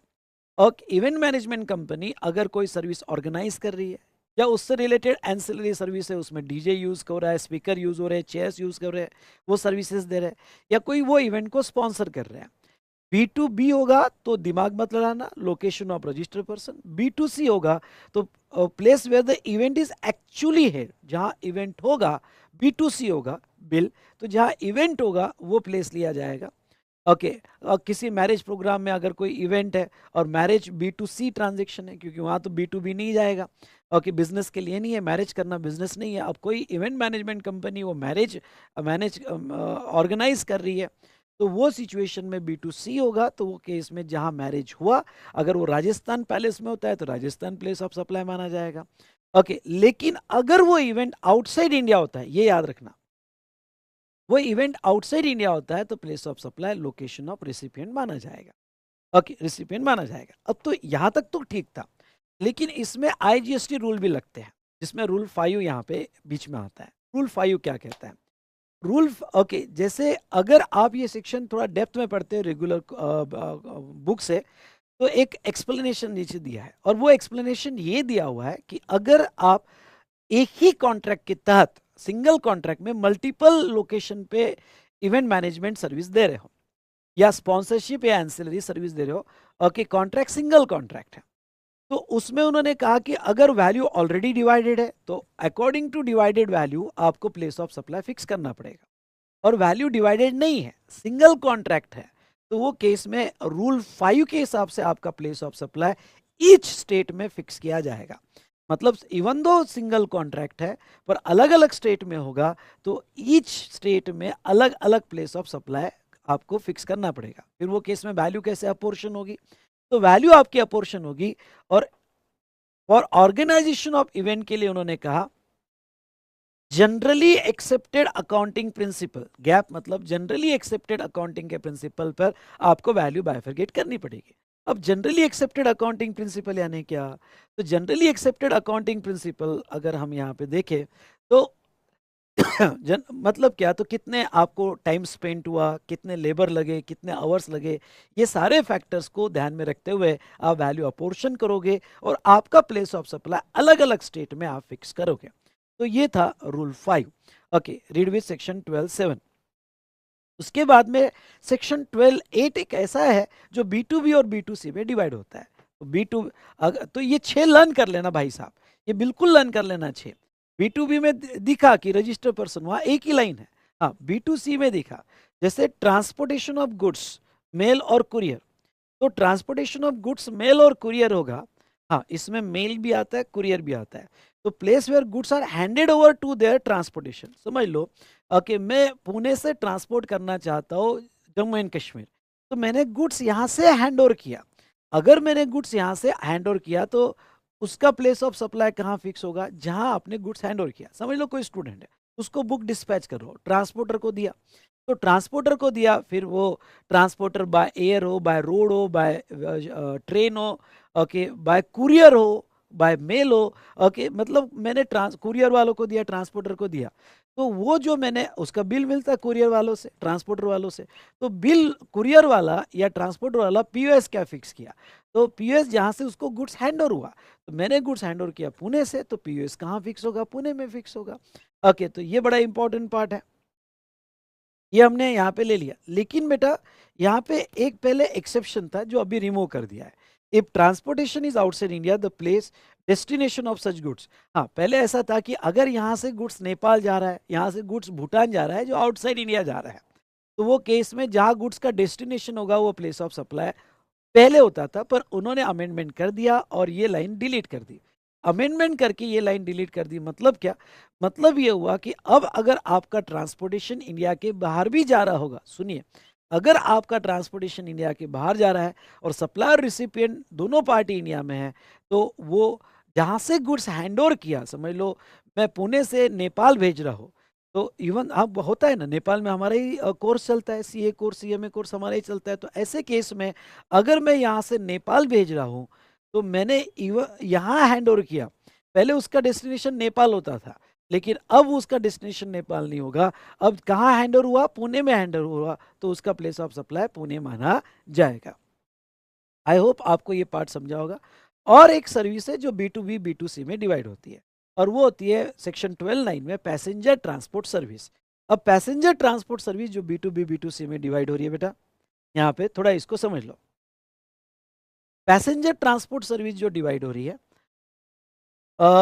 पैसे आपको, अगर आपने मेरा क्लास किया होगा तो आपको याद आना चाहिए, बसेस थे, कैब थी, एक पिक्टोरियल प्रेजेंटेशन हमने लिया था, या एग्जाम्शन का चार्ट देखो, एग्जाम्शन में बसेस ओके वगैरह, passenger transport service, meter cab, वो टैक्सेबल है, एग्जम्प्ट है, वो मामला हमारा नहीं है इन दिस चैप्टर। इसमें सिर्फ हमें फिक्स करना है प्लेस ऑफ सप्लाई क्या है। हाँ, फिर वो प्लेस ऑफ सप्लाई से ओके ये फिक्स होगा कि वो इंट्रा है या इंटर है।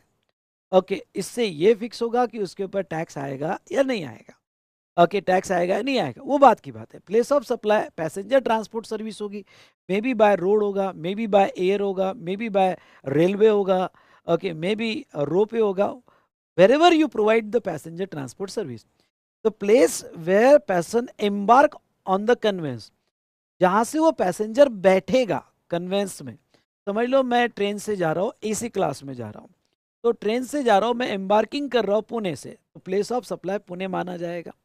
अगर मैं बाय एयर जा रहा हूँ, इंडिगो के फ्लाइट से जा रहा हूँ और एम्बार्किंग कर रहा हूँ मैं ओके मुंबई से, तो प्लेस ऑफ सप्लाई मुंबई माना जाएगा।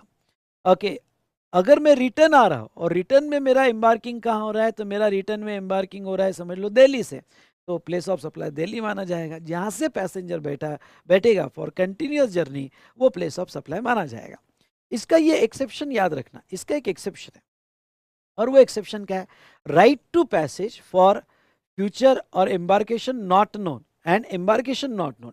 समझ लो आपको बहुत सी बार मेट्रो कार्ड मिलता है आपको, जैसे नोएडा टू दिल्ली, ओके, अब जो भी है नोएडा दिल्ली में जो मेट्रो है, मेट्रो कार्ड या वंदे भारत एक्सप्रेस जो है उसका आपको कार्ड मिला, पास मिली, ओके, या कभी कभी क्या होता है राइट टू पैसेज। अभी परसों ही मेरे को एक मेल था इंडिगो का कि आप जो है ट्रेन जर्नी की टिकट एडवांस में अभी बुक कर लो, तो आपको इंडिया में 10 जगह कहीं पे भी आपकी टिकट जो जाना आना होगा, अगर आप इतना पे कर देते हो तो आपको इसमें ओके कहीं पे भी जर्नी 10 टिकट्स में आपको मिल जाएगी, सबके रेट नहीं लगेंगे आपको। ये 10 टिकट्स अभी इतना लमसम पे कर देते हो तो राइट टू पैसेज मिल जाएगा, और एक साल में आप कहीं पे भी जा सकते हो। तो ऐसे राइट टू पैसेज मिलते हैं, और कहाँ से मैं बैठूंगा ये मुझे नहीं पता। अब मुझे 10 टिकट मिल गए, मैं कैसे बैठूं पूरे इंडिया में, ओके, मुझे नहीं पता। तो वो केस में अगर राइट टू पैसेज आपको नहीं पता, तो उसका place of supply okay section 12(9) से फिक्स नहीं होगा, उसका प्लेस ऑफ सप्लाई सेक्शन 12(2) से फिक्स होगा। भाई साहब सुनिए, उसका प्लेस ऑफ सप्लाई सेक्शन 12(2) से फिक्स किया जाएगा। I hope you understood, yes और नो। तो चलिए, तो ये हमने देखा regarding to place of supply कैसे फिक्स करना है। ओके, यहाँ पे पैसेंजर ट्रांसपोर्ट सर्विस है। तो चलिए, ये 6 जो ओके सर्विसेज ये लर्न कर लो।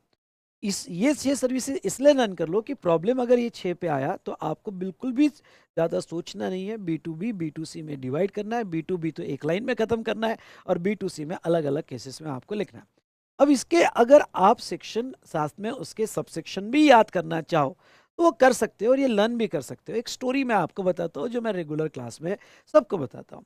ओके, तो स्टोरी क्या है, चलो ये स्टोरी आपको मैं बता देता हूँ। स्टोरी ये है, जैसे 12(2) ये ओपन रूल है, सेक्शन 12(2) ओपन रूल है, मतलब सारे सर्विसेज को अप्लीकेबल है एक्सेप्ट दिस वन। इसलिए एक ओके 12(2) दो, तो 2 में एक छोटा बच्चा 2 साल का बिंदास है, ओपन रहता है। ओके, बिंदास है, ना कपड़े पहनने का उसको ओके चैन, ना यहाँ पे कि डांटने का डर वर। ओके, घूम रहा है, सब लोग उसे प्यार कर रहे हैं, ऑल यानी सब लोग उसे प्यार कर रहे हैं, 2 साल का बच्चा है। अब वो 2 साल का बच्चा जब 5 साल का होता है तो स्कूल जाता है। अब तो अर्ली जाता है पर 5 साल ले लेता है।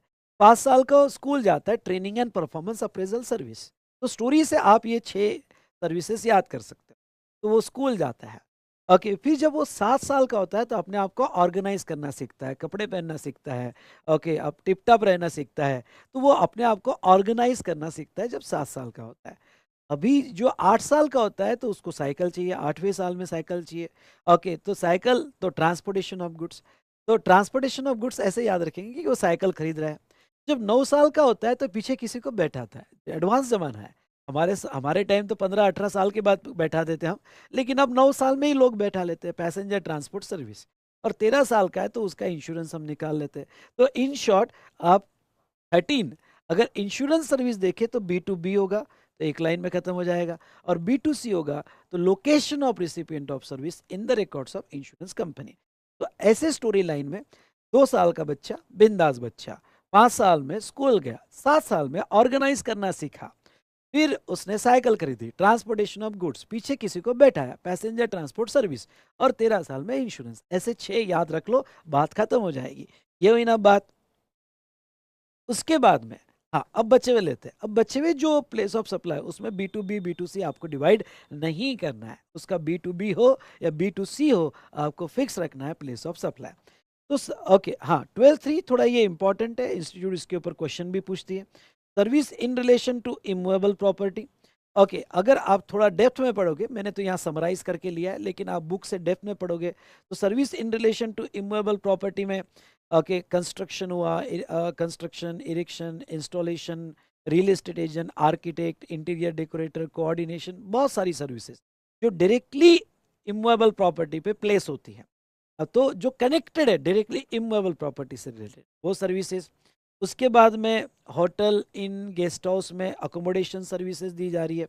उसके बाद में कॉन्फ्रेंस हॉल, थोड़ा इसको ओके बुक से डिटेल में पढ़ना, वैसे नीचे मैंने दिया है ओके रूल के संदर्भ में, लेकिन बुक से थोड़ा डिटेल में पढ़ना। उसके बाद में कन्वेंशन, मैरिज हॉल एक्सेट्रा और एंसिलरी सर्विसेज।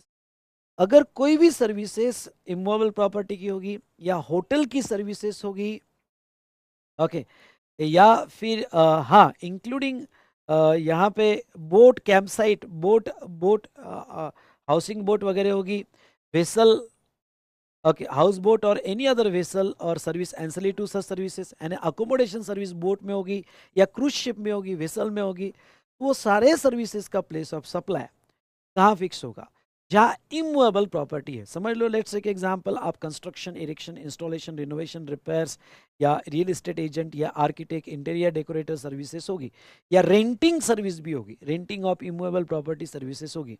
तो जहाँ इमूवेबल प्रॉपर्टी होगी वहाँ प्लेस ऑफ सप्लाई होगा। या फिर होटल, होटल में रूम बुकिंग या कोई कॉन्फ्रेंस, कन्वेंशन हॉल ओके या लॉन वगैरह होगा, तो जहां वो होटल है वो उसका प्लेस ऑफ सप्लाई माना जाएगा। इसलिए तो मैंने आपको ये पढ़ाया था कि होटल के केस में आपको कभी IGST का बिल नहीं मिल सकता है, क्योंकि लोकेशन ऑफ सप्लायर वही है और प्लेस ऑफ सप्लाई भी वही है। ओके, तो ऑलवेज आपको CGST और SGST का ही बिल मिलेगा होटल के केस में। आपको याद आ रहा है क्या, मैंने आपको समझाया था ये बात? चलिए, तो ये मैंने आपको ये बताया, तो वो केस में आपका जो इमूवेबल प्रॉपर्टी जहाँ पे है, और अगर बोट से होगा, वेसल से होगा, तो जहाँ आपकी बोट या वेसल है वो आपका प्लेस ऑफ सप्लाई माना जाएगा। पर वेरी इंपॉर्टेंट जो आपको याद रखना है भाई साहब, आपको याद क्या रखना है यहाँ पे, अगर आपकी इमूवेबल प्रॉपर्टी इंडिया के बाहर होगी, अगर आपकी इमूवेबल प्रॉपर्टी इंडिया के बाहर होगी तो फिर इमूवेबल प्रॉपर्टी बेस पीओएस नहीं होगा, लोकेशन ऑफ रिसिपिएंट लिया जाएगा। यहाँ याद रखना, यहाँ वो क्वेश्चन पूछ सकते हैं, क्योंकि जहाँ एक्सेप्शंस होते हैं वहाँ आपकी आंखें बड़ी हो जानी चाहिए। चलिए, ये तो हमने देखा रिगार्डिंग टू यहाँ पे 12(3) जो इमूवेबल प्रॉपर्टी से रिलेटेड आपकी सर्विसेज होगी, ठीक है। तो इमूवेबल प्रॉपर्टी से रिलेटेड आपकी अगर सर्विसेज होगी तो ऐसा होगा। लेकिन अगर समझ लो आपकी सर्विसेज मल्टीपल लोकेशन में है अंडर सिंगल कॉन्ट्रैक्ट, अब इसमें एक एक्सप्लेनेशन है जहां से रूल 4 का जन्म होता है। और वो एक्सप्लेनेशन कहता है कि अगर कॉन्ट्रैक्ट सिंगल कॉन्ट्रैक्ट है और वो सिंगल कॉन्ट्रैक्ट में आप मल्टीपल लोकेशन पे सर्विसेज दे रहे हैं, इसका चार्ट भी मैंने आपको बना के दिया था। ये टेबल इजी जाता है तो टेबल, नहीं तो चार्ट इजी जाता है तो चार्ट, जो भी आप रेफर कर सकते हो। तो वो केस में मल्टीपल लोकेशन पे होगा तो आपको place of supply each state में फिक्स करना पड़ेगा। अब आपको सप्लाई ईच स्टेट में फिक्स करना पड़ेगा, पर कॉन्ट्रैक्ट तो सिंगल है, इनवॉइस भी सिंगल है, तो आपको, सॉरी, कॉन्ट्रैक्ट सिंगल है, लमसम अमाउंट है, तो आपको हर स्टेट के अलग अलग इनवॉइसेस बनाने पड़ेंगे, जिसके लिए वैल्यू डिवाइड करनी पड़ेगी। अब वैल्यू का अपॉर्शनमेंट कैसे होगा, तो वैल्यू का बेसिस ऑफ अपॉर्शनमेंट उन्होंने यहाँ पे दिया है। तो आपकी जो टोटल कॉन्ट्रैक्ट वैल्यू है वो टोटल कॉन्ट्रैक्ट वैल्यू इस बेसिस ऑफ अपॉर्शन पे ले लो, और ये अपॉर्शन पे बेसिस पे डिवाइड करो और स्टेट वाइज अलग अलग बिल बनाओ। जैसे अगर होटल की लॉजिंग सर्विस होगी, अगर होटल की लॉजिंग सर्विस होगी या इन गेस्ट हाउस क्लब में होगी, और ये होटल जो है अलग अलग स्टेट में, समझ लो किसी ने आपको पैकेज दिया, ओके, पैकेज ये दिया होटल वाले ने कि 8 days 7 nights का पैकेज दिया, जहां आप उनके कोई भी अलग अलग स्टेट के होटल में रुक सकते हो। तो अब इसमें ओके, पैकेज कंबाइन है, 50,000 का पैकेज है, और उसमें आप सर्विसेज जो होटल में अकोमोडेशन सर्विस ले रहे हो वो अलग अलग स्टेट में ले रहे हो। तो वो सिचुएशन में आपको कि स्टेट वाइज अलग अलग इनवॉइस बनाने पड़ेंगे और उसके प्लेस ऑफ सप्लाई अलग अलग बना फिक्स करने पड़ेंगे, और अकॉर्डिंगली एलओएस और पीओएस के बेसिस पे आपको उसमें सीजीएसटी, एसजीएसटी या आईजीएसटी लगाना पड़ेगा। समझ लो ओके, लोकेशन ऑफ सप्लायर यानी होटल का registered place of business Maharashtra है और उनकी चेन है, अलग अलग स्टेट में उनकी चेन है। और तो ऐसे केस में यहाँ पे ओके, आप जब 50,000 का पैकेज ले रहे हो और आप अलग अलग स्टेट में रुकने वाले हो तो वो इन्वाइसेस अलग अलग करेंगे, और महाराष्ट्र के इसमें रुक रहे हो तो वो सिचुएशन में वो लोग एलओएस और पीएस महाराष्ट्र हुआ तो वो इंट्रा माना जाएगा। आप अगर कुल्लू मनाली रुक रहे हो तो उसका प्लेस ऑफ सप्लाई, उसकी वैल्यू अपोर्शन करना पड़ेगा, और उसका प्लेस ऑफ सप्लाई जो है ओके कुल्लू मनाली मतलब हिमाचल प्रदेश मानना पड़ेगा। तो ऐसे केस में वो क्या कह रहे हैं कि अगर होटल की लॉजिंग सर्विस होगी, लॉजिंग ध्यान रखना, होटल की लॉजिंग सर्विस होगी तो लॉजिंग सर्विस के केस में नंबर ऑफ नाइट्स के बेसिस पे, I repeat, number of night के बेसिस पे you stayed in such property. तो कितनी नाइट, समझ लो महाराष्ट्र में आप 2 नाइट्स रुके, महाबलेश्वर में, फिर कुल्लू मनाली जाके रुके 3 नाइट्स रुके, तो उसके बेस पर वो जो पैकेज मिला वो अपोर्शन किया जाएगा। उसके बाद में सिंगल प्रॉपर्टी होगी located in 2 or more contiguous state और union territory both service ancillary. हाँ, पर अगर यही होटल वाले होटल सर्विस आपने लॉजिंग अकोमोडेशन सर्विस ली, और वो lodging accommodation service single property है, बड़ी प्रॉपर्टी है ओके, 20-30 एकड़ की, ओके, और सिंगल प्रॉपर्टी है, पर वो 2 स्टेट में है। जैसे आप देखोगे कुछ होटल्स गोवा के बॉर्डर पे, कर्नाटका के बॉर्डर पे, आधा पार्ट गोवा में चले गया, आधा पार्ट जो है उसका महाराष्ट्र में आ गया, या फिर आप पंजाब हिमाचल बॉर्डर पे देखो, ओके, हरियाणा बॉर्डर पे देखो, तो कभी कभी हो सकता है बड़ा होटल है, आधा पार्ट इधर आ गया, आधा पार्ट इधर आ गया। तो अगर 2 कॉन्टिजियस स्टेट में अगर आपका होटल होगा तो वो केस में आप पहले क्राइटेरिया से प्लेस ऑफ सप्लाई फिक्स नहीं करोगे, आपका क्राइटेरिया जो होगा वो एरिया बेस रहेगा, एरिया ऑफ इमूवेबल प्रॉपर्टी, उसके बेस पर वो बाइफिकेट किया जाएगा और उसका रेवेन्यू ये स्टेट और वो स्टेट को दिया जाएगा वाटर रेट में भी। तो आपके जो बिलिंग होगी वो एरिया बेस पर 2 बिल अलग अलग बनेंगे और उसके बेस पर वो डिवाइड किया जाएगा। चलिए, ये तो हुआ लॉजिंग अकोमोडेशन सर्विस से रिलेटेड। अगर हम बात करें यहाँ पे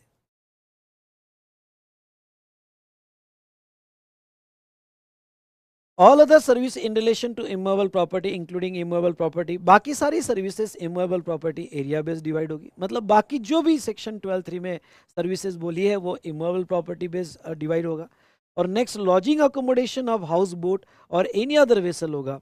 हाँ, हाउस बोट होगा तो time spend in that house boat, समझ लो कोई बोट है ओके जो यहाँ पे केरला से कर्नाटका जा रही है, तो कितना टाइम केरला में गया और कितना टाइम कर्नाटका में गया उसके बेस पर डिवाइड किया जाएगा। ये 12(3) था। उसके बाद में restaurant, catering, personal grooming, fitness, beauty treatment, health services including plastic surgery. तो यहाँ पे place of supply where services actually perform, जहाँ रेस्टोरेंट है, ओके वो, या कैटरिंग सर्विस जहाँ दी, शादी अगर राजस्थान में, कैटरिंग सर्विस राजस्थान में दी, तो जहाँ सर्विस परफॉर्म हुई वो उसका प्लेस ऑफ सप्लाई माना जाएगा। अब इसको कैसे याद रखना, तो भाई रेस्टोरेंट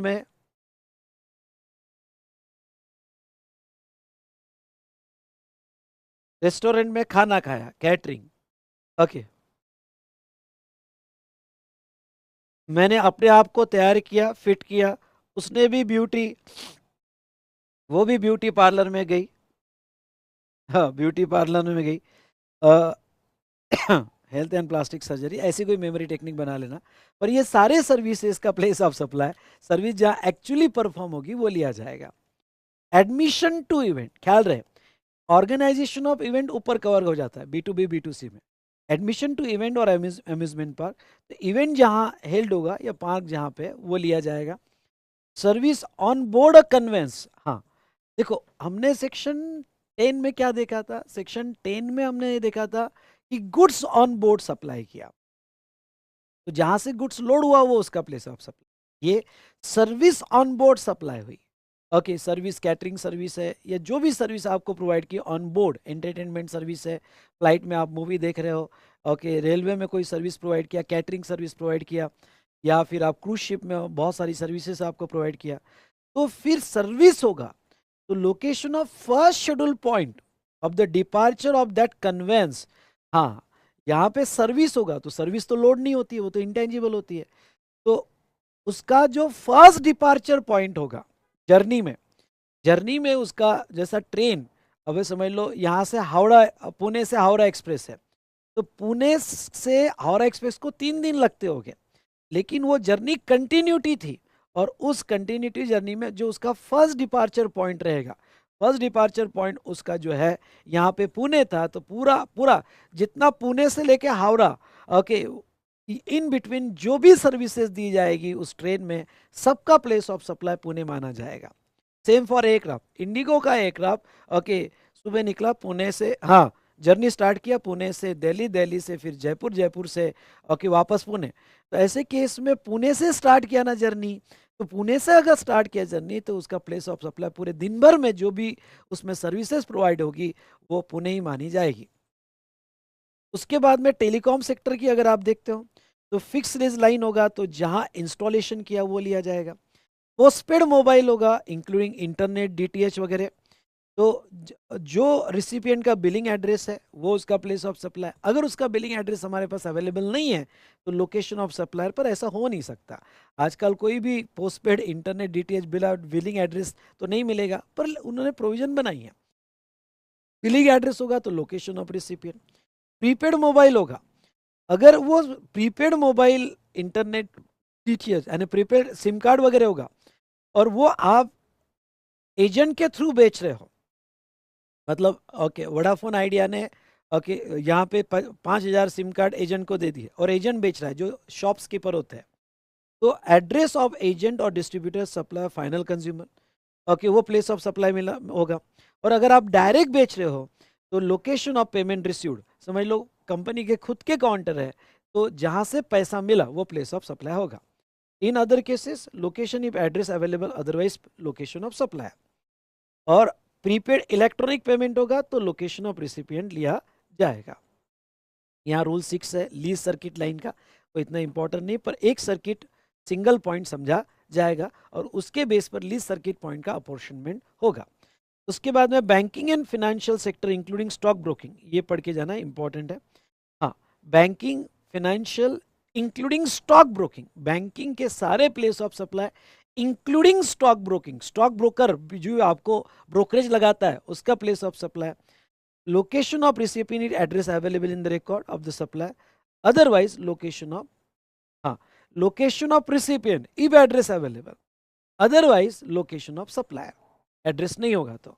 और last advertisement services to government और लोकल अथॉरिटी, एडवर्टाइजमेंट सर्विसेज अगर गवर्नमेंट को दिया तो वो ओके यहाँ पे स्टेट वाइज आपका प्लेस ऑफ सप्लाई फिक्स किया जाएगा। इसमें उन्होंने रूल 3 में बहुत सारे पैरामीटर दिए हैं, रूल 3 में उन्होंने बहुत सारे पैरामीटर दिए हैं कि यहाँ पे एडवर्टाइजमेंट सर्विस कैसे बाइफरगेट करना है, क्या करना है। तो वो इतना इंपॉर्टेंट नहीं है, पर आपको पढ़ के जाना है तो पढ़ के चले जाना, but that is not so much important.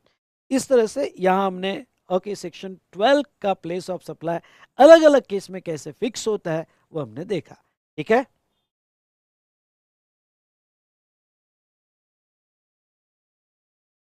चलिए अब आ जाइए आप सेक्शन 13 पे।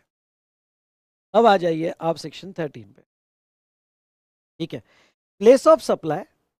अब सबसे पहले तो ये समझ लो सेक्शन 13 कहाँ अप्लाई होता है। सेक्शन 13 वहां अप्लाई होता है जब एक पार्टी इंडिया, एक पार्टी का मतलब may be supplier may be recipient. Okay, क्योंकि अगर सप्लायर इंडिया में है, रिसिपिएंट बाहर है, तो वो एक्सपोर्ट का फ्लेवर देता है, और रिसिपिएंट अप्रोच एक्सपोर्ट का देता है, और रिसिपिएंट इंडिया में सप्लायर बाहर है तो वो इंपोर्ट का फ्लेवर देता है, अप्रोच इंपोर्ट का देता है। पर मैं आपको एक बात बताना चाहूँगा कि सेक्शन 13 जनरली जो यूज होता है वो इंपोर्ट एक्सपोर्ट ट्रांजेक्शन के लिए होता है, क्योंकि वहीं एक पार्टी जो है इंडिया में और एक पार्टी इंडिया के बाहर, तो ये अप्रोच इंपोर्ट एक्सपोर्ट के डेफिनेशन में कवर की है। जहाँ लायबिलिटी आती है, जैसे इंपोर्ट होगा तो लायबिलिटी रिवर्स चार्ज में आती है, और एक्सपोर्ट होगा फॉर सर्विसेज तो वो सिचुएशन में जहाँ तक देखा जाए तो जीरो रेट मिलता है if all 5 conditions of export of services are fulfilled. ठीक है, तो चलिए अब यहाँ पे सेक्शन 13(1) देख लेते हैं। 13 जनरल रूल, इसमें हाँ एक बात बता दूं, जब भी सेक्शन 13 आप पढ़ रहे हो तो सेक्शन 13 में B2B और B2C में आपको डिवाइड नहीं करना है। यहाँ स्ट्रेट फॉरवर्ड अप्रोच है for fixing the place of supply. अब देखो यहाँ पे okay, all services general rule. Okay, general rule यही है, लोकेशन ऑफ रिसिपिएंट लिया जाएगा, दैट्स ऑल। कोई भी सर्विस दो, समझ लो आप ऑडिटिंग सर्विस देते हो तो ऑडिटिंग सर्विस बाहर की कंपनी को देते हो तो लोकेशन ऑफ रिसिपिएंट आपका प्लेस ऑफ सप्लाई माना जाएगा। चलो, प्लेस ऑफ सप्लाई फिक्स हो गया। उसके बाद में ओके, यहाँ पे अगर सप्लायर इंडिया में है और प्लेस ऑफ सप्लाई इंडिया के बाहर है तो वो इंटरस्टेट कहलाया जाता है, आईजीएसटी लगता है। पर ये आईजीएसटी जीरो हो सकता है अगर वो एक्सपोर्ट सर्विस होगी और सेक्शन 60 कंडीशन फुलफिल होती है। एक्सपोर्ट सर्विस के पांचों कंडीशन फुलफिल होती है, पैसा कन्वर्टिबल फॉरेन एक्सचेंज में आता है, और बॉन्ड आप एग्जीक्यूट करते हो तो वो केस में जीरो रेट सप्लाई हो सकता है। तो इन शॉर्ट ओके, यहाँ सेक्शन 13 से जो है हम सिर्फ प्लेस ऑफ सप्लाई फिक्स कर, फिर वो इंपोर्ट में आता है, वो एक्सपोर्ट में आता है, जीरो रेट मिलेगा नहीं मिलेगा, आईजीएसटी लगेगा नहीं लगेगा, वो तो ऊपर के डिसीजन के हिसाब से है। चलिए, तो लोकेशन ऑफ रिसिपिएंट लिया जाएगा। अगर location of recipient not available है तो place of supply location of supply लिया जाए, लोकेशन ऑफ सप्लाई। ठीक है, सेक्शन 13(3) ये इंपॉर्टेंट है, इंस्टीट्यूट बहुत सी बार इसके ऊपर पूछती है क्वेश्चन। आपके सर्विस का नेचर ऐसा है कि goods physically available by recipient करवाना जरूरी है। मतलब आपके कोई भी नाम कुछ भी हो, पर सर्विस का नेचर ही ऐसा है, जैसे रिपेयरिंग हो गया, मेंटेनेंस हो गया, कार्गो हैंडलिंग हो गया, जब तक सामने वाला आपको गुड्स अवेलेबल नहीं करवाता है आप सर्विस नहीं दे सकते हैं। या फिर आ, आपकी सर्विस का नेचर है कि जब तक इंडिविजुअल पर्सनली प्रेजेंट नहीं होता है तब तक आप सर्विस नहीं दे सकते हो। फिर हेयर सलून सर्विस हुई, कॉस्मेटिक सर्विस हुई, प्लास्टिक सर्जरी सर्विस हुई, फोटोग्राफिक सर्विस हुई, बट गुड्स आपके पास फिजिकली अवेलेबल होना चाहिए, रिसिपिएंट होना चाहिए। ओके, रिसिपिएंट खुद या उसके बिहाफ पे कोई भी person independently physically available present होना चाहिए। तो इस टाइप की अगर सर्विस होगी तो आपका place of supply place of performance के बेस पर माना जाएगा। फिर जहां आप सर्विस परफॉर्म करोगे, अगर सर्विस आप उस गुड्स पे इंडिया में परफॉर्म कर रहे तो इंडिया, उस गुड्स पे सर्विस इंडिया के बाहर परफॉर्म कर रहे तो बाहर। ओके, तो जहां सर्विस परफॉर्म होगी वो आपका प्लेस ऑफ सप्लाई माना जाएगा। लेकिन गुड्स के लिए दो एक्सेप्शन है, आई रिपीट, गुड्स के लिए दो एक्सेप्शन है। पहला, इलेक्ट्रॉनिक मीन्स, हाँ आपको गुड्स अवेलेबल करवाया पर ऑनलाइन करवाया, मतलब टीम वीवर के थ्रू करवाया या कोई भी ऑनलाइन प्लेटफॉर्म के थ्रू, यानी कोई बाहर की मशीन है, बंदा इंडिया में बैठा है और कोई बाहर की मशीन है और ऑनलाइन के थ्रू वो गुड्स अवेलेबल करवाया गया। अगर इलेक्ट्रॉनिक मीन्स से गुड्स अवेलेबल करवा दिया गया तो फिर प्लेस ऑफ परफॉर्मेंस नहीं होगा, फिर लोकेशन जहां गुड्स का है वो प्लेस ऑफ सप्लाई माना जाएगा। समझ लो ओके, कोई इंजीनियर इंडिया का है और मशीन यूएस में है और उसको मशीन ऑनलाइन ओके यहाँ पे अवेलेबल करवा के दी, या कोई सैटेलाइट है और वो सैटेलाइट ऑनलाइन एक साइंटिस्ट को अवेलेबल करवा के दिया जा रहा है, ओके, और बताया जा रहा है कि इस तरह से हो गया, और साइंटिस्ट ऑनलाइन उसको एडवाइस कर रहा है करना क्या है उस सैटेलाइट में, क्या ट्रबल शूट करना है, क्या प्रॉब्लम हो रहा है, या कौन सी चीज़ें बदलनी है, तो या कोई भी मशीन है। तो ऐसे केस में इवन दो सर्विस वो इंडिया में बैठे बैठे परफॉर्म कर रहा है, पर उसका प्लेस ऑफ सप्लाई पर प्लेस ऑफ परफॉर्मेंस नहीं लिया जाएगा। उसका place of supply, location of goods कहाँ पे, यूएस में, तो वो लिया जाएगा। अब रिवर्स केस ले लो कि साइंटिस्ट वहाँ का है, ओके, गुड्स इंडिया में है, तो प्लेस ऑफ सप्लाई इंडिया माना जाएगा। ओके, तो ये था। दूसरा उसमें एक बड़ी इंपॉर्टेंट एक्सेप्शन जो गुड्स के लिए है वो है, ओके, यहाँ पे वर्ड डाल देना, goods goods imported temporarily for repair और processing exported without other use इन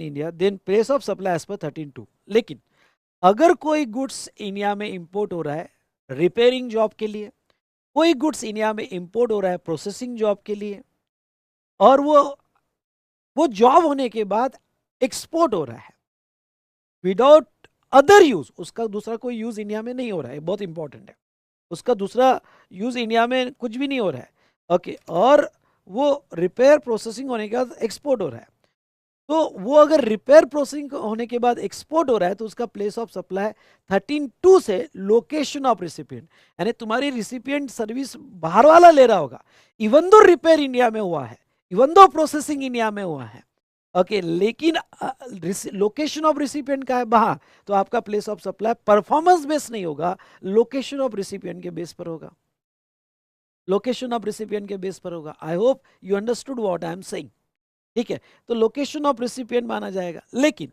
अगर उसका कोई दूसरा यूज इंडिया में होता है तो फिर 13(3) लग जाएगा, सुनना, फिर 13(3) लग जाएगा, और प्लेस ऑफ परफॉर्मेंस के बेस पर उसका प्लेस ऑफ सप्लाई फिक्स किया जाएगा।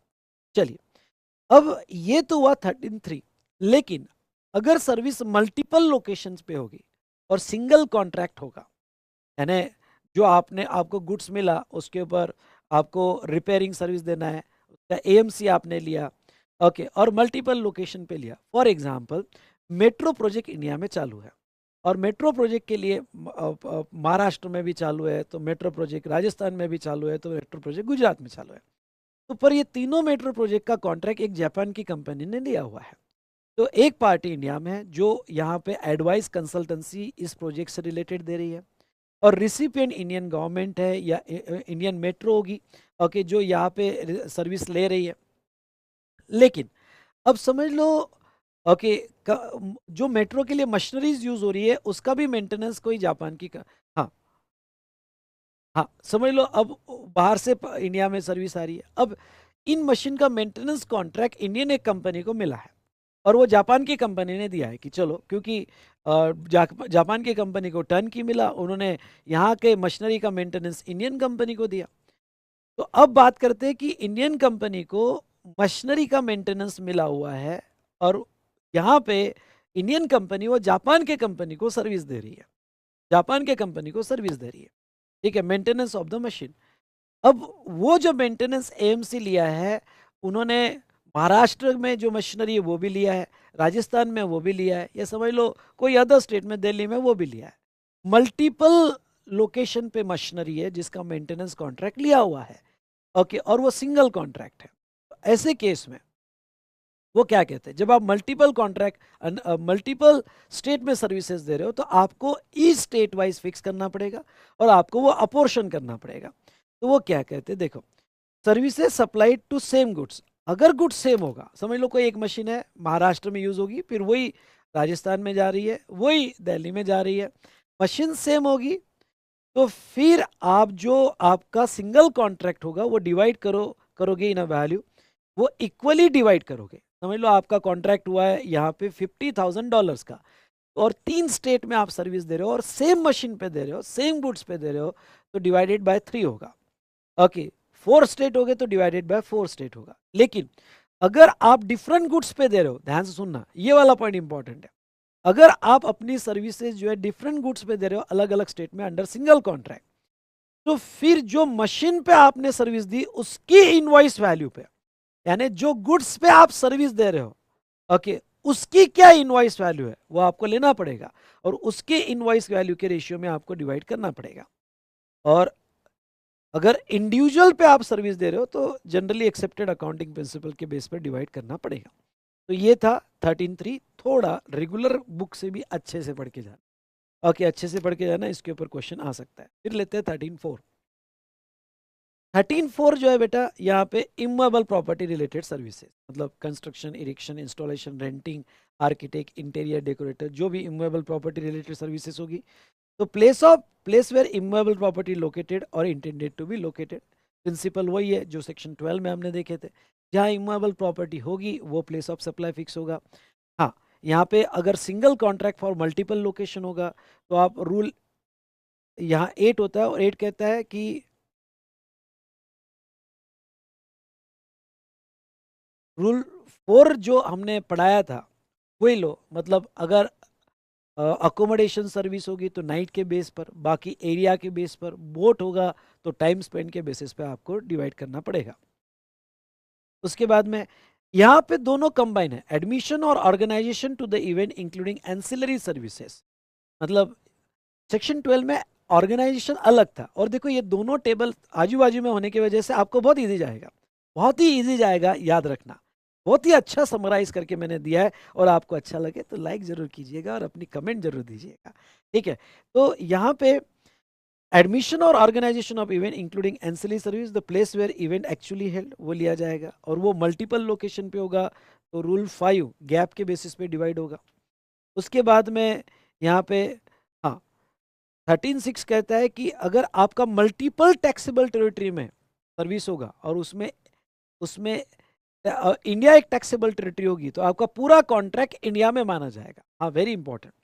अगर समझ लो कोई सर्विस दे रहा है और मल्टीपल कंट्री में दे रहा है जिसमें एक कंट्री इंडिया होगी तो पूरा कॉन्ट्रैक्ट इंडिया में माना जाएगा।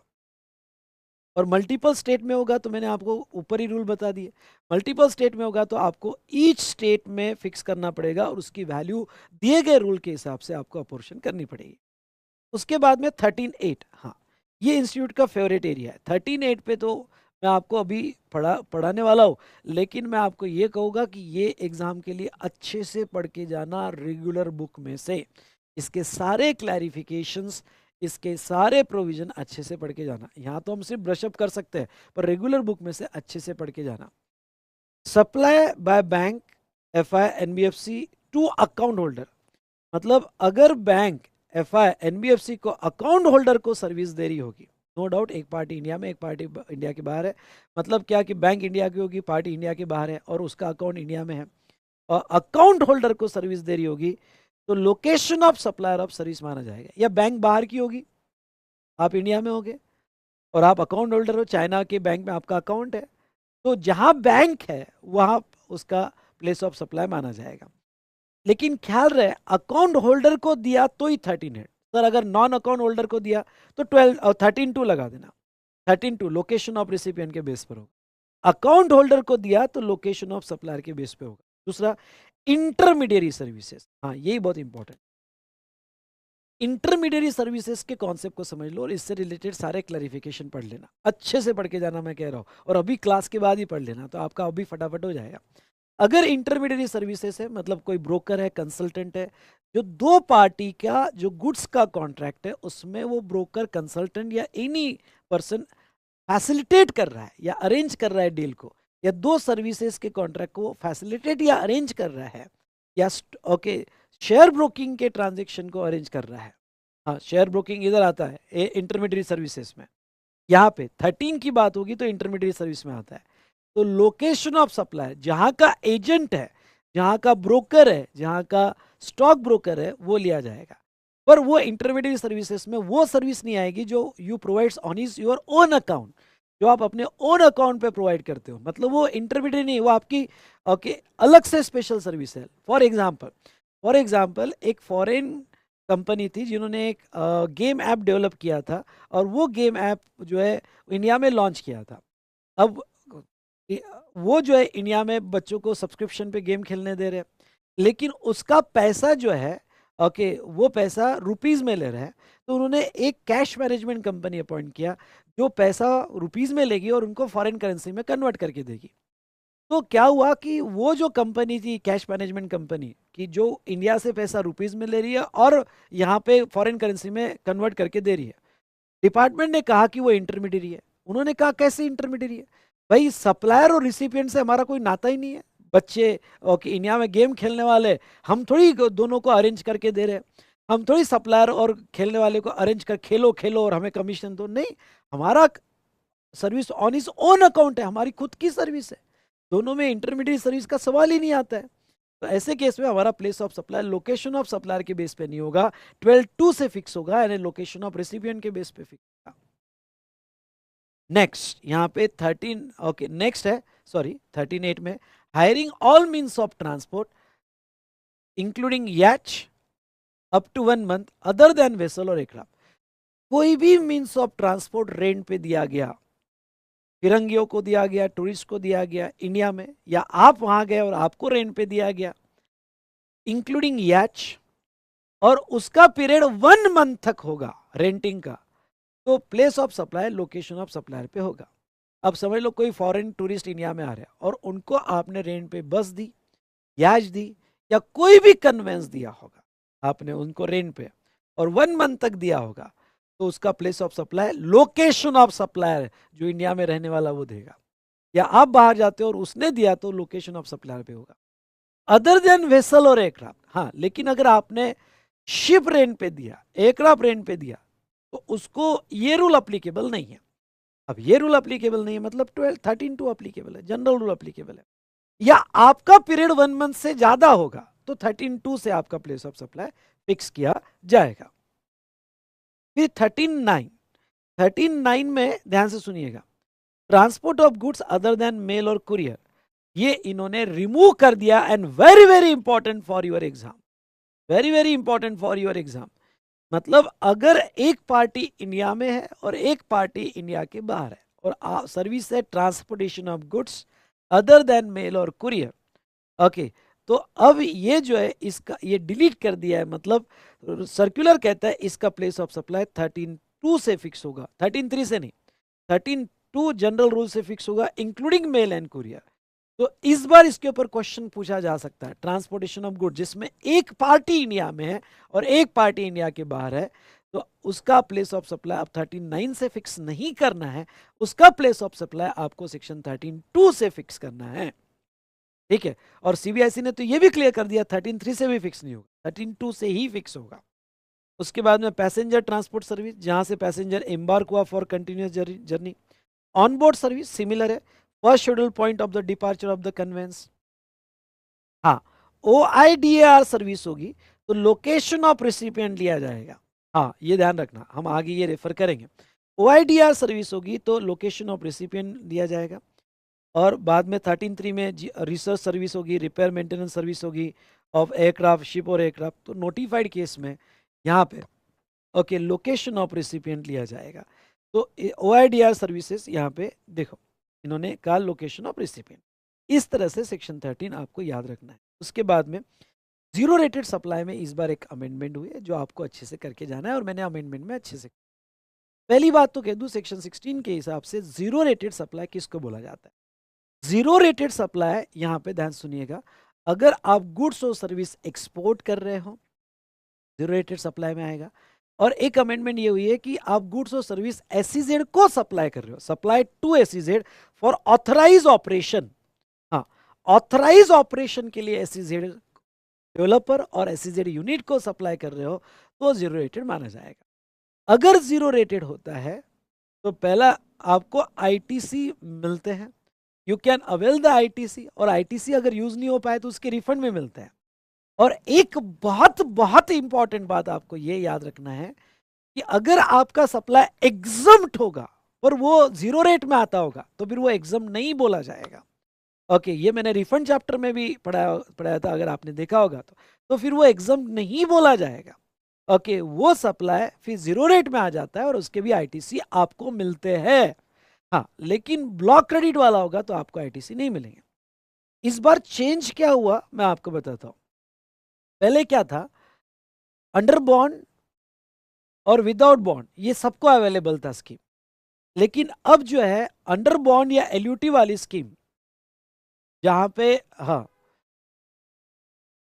अंडर बॉन्ड या एलयूटी वाली स्कीम जो है वो यहाँ पे सबको अवेलेबल है, यानी आप अंडर बॉन्ड एक्सपोर्ट करो, एलयूटी में एक्सपोर्ट करो और आईटीसी के रिफंड लो, ओके, वो सबको अवेलेबल है बॉन्ड वाली स्कीम। लेकिन विदाउट बॉन्ड वाली स्कीम यानी आईजीएसटी जिसमें पेमेंट करते थे और बाद में आईजीएसटी का रिफंड लेते थे, वो अब सबको अवेलेबल नहीं होगी। ऑप्शन 2 विदाउट बॉन्ड वाला scheme, payment of IGST and take the refund of IGST, सबको अवेलेबल नहीं होगी। वो आईजीएसटी की रिफंड अब गवर्नमेंट नोटिफाई करेगी क्लास ऑफ पर्सन या क्लास ऑफ गुड्स और सर्विस, उसी केस में वो अवेलेबल होगी। बस ये चेंज होगा, यानी अब ऑप्शन 2 विदाउट बॉन्ड वाला सबको अवेलेबल नहीं है, नोटिफाइड केसेस में ही अवेलेबल है। वो मैंने अमेंडमेंट में आपको पढ़ाया था। तो चलिए दोस्तों, ये हमने देखा सेक्शन 13 और सेक्शन 13 में ओके ये कंप्लीट किया, फिर 15 भी हमने देख लिया। अब थोड़ा आप ऊपर आते हो तो मैं OIDR सर्विस सेक्शन 14 लूंगा और एक और सेक्शन है 14A जो चार्ट में मैंने नहीं लिया है, वो अभी एक्सप्लेन कर दूंगा, जो आपको 14A जो है, ओके ध्यान से सुनिएगा।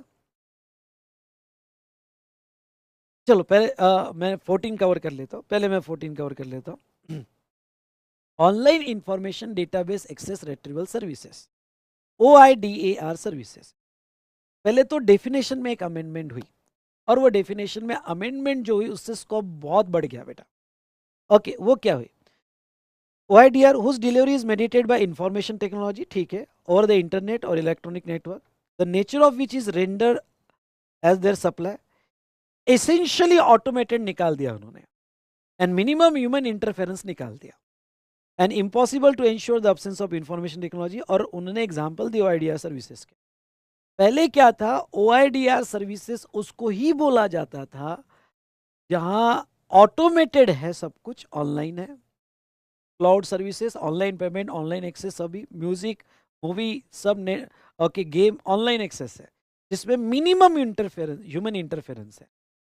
तो ये सिचुएशन में वो सर्विस को OIDR सर्विस बोला जाता था और वो सर्विस इंडिया में NTOR को दिया तो वो केस में रिवर्स चार्ज नहीं लगता था, फॉरवर्ड चार्ज में जो बाहर का बंदा है उसको टैक्स देना पड़ता था। अगर उसका कोई वो उसको रिप्रेजेंटेटिव इंडिया में अपॉइंट करे, अगर वो रिप्रेजेंटेटिव अपॉइंट नहीं किया तो पर्सन को इंडिया में अपॉइंट करना और उस तरह से टैक्स देना पड़ेगा, नीचे मैंने दिया हुआ है, ठीक है। अब लोग इसमें टैक्स प्लानिंग करने लगे।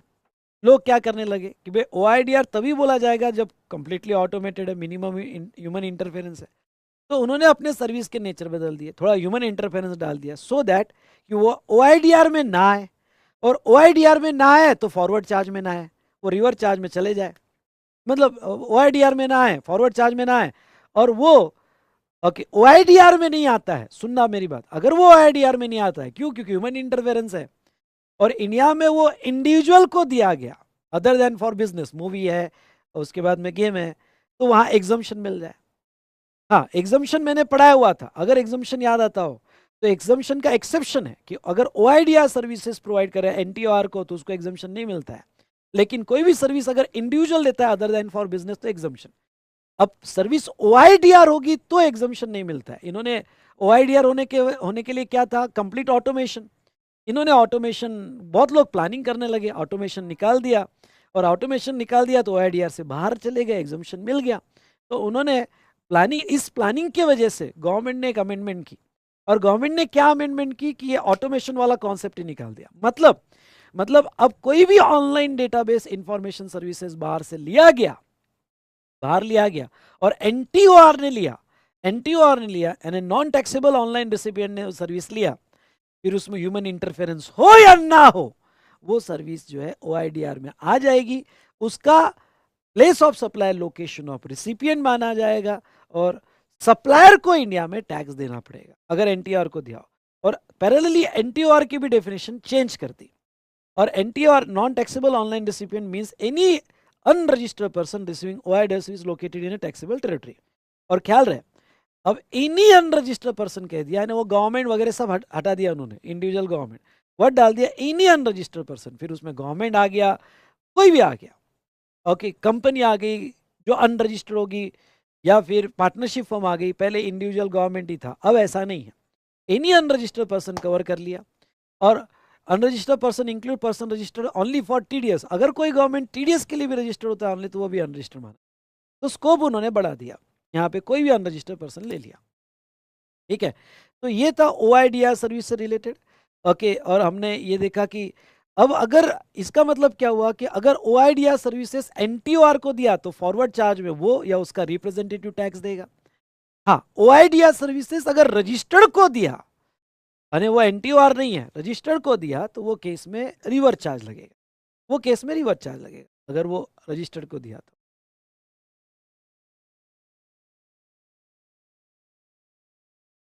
तो ये था यहाँ पे।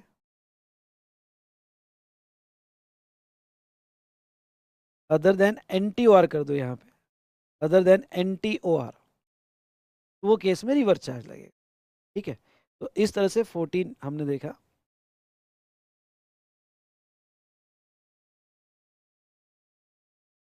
हाँ, आपको एक बात बता दूं, 14A यहाँ आपने अटैच कर लेना है, मैंने कवर नहीं किया, तो 14A आपने कवर कर लेना है। और 14A क्या था? 14A अभी यहाँ पे ऑनलाइन गेमिंग सर्विस के लिए है कि अगर कोई भी बाहर से ऑनलाइन गेमिंग सर्विस प्रोवाइड करता है इंडिया में, और यहाँ पे एनटीओआर नहीं है, अगर कोई भी बाहर से online gaming service any person in India provide करता है, तो वो केस में रिवर्स चार्ज नहीं लगेगा, वो केस में ऑनलाइन मनी गेमिंग जो बाहर से इंडिया में प्रोवाइड कर रहा है, तो सप्लायर को इंडिया में टैक्स देना पड़ेगा। तो ये मैंने सेक्शन 14A जो है अमेंडमेंट में कवर किया है। ओके, तो अमेंडमेंट्स की लिंक आपको डिस्क्रिप्शन में मिल जाएगी। तो इस तरह से दोस्तों हमने कंप्लीट किया yes place of supply. I hope आपको मज़ा आया होगा, हर चीज़ हमने कवर कर ली, और अच्छा लगा होगा तो लाइक ज़रूर कीजिएगा, वीडियो को ज़्यादा से ज़्यादा शेयर कीजिएगा, और आपकी कमेंट जरूर दीजिए। Thank you so much.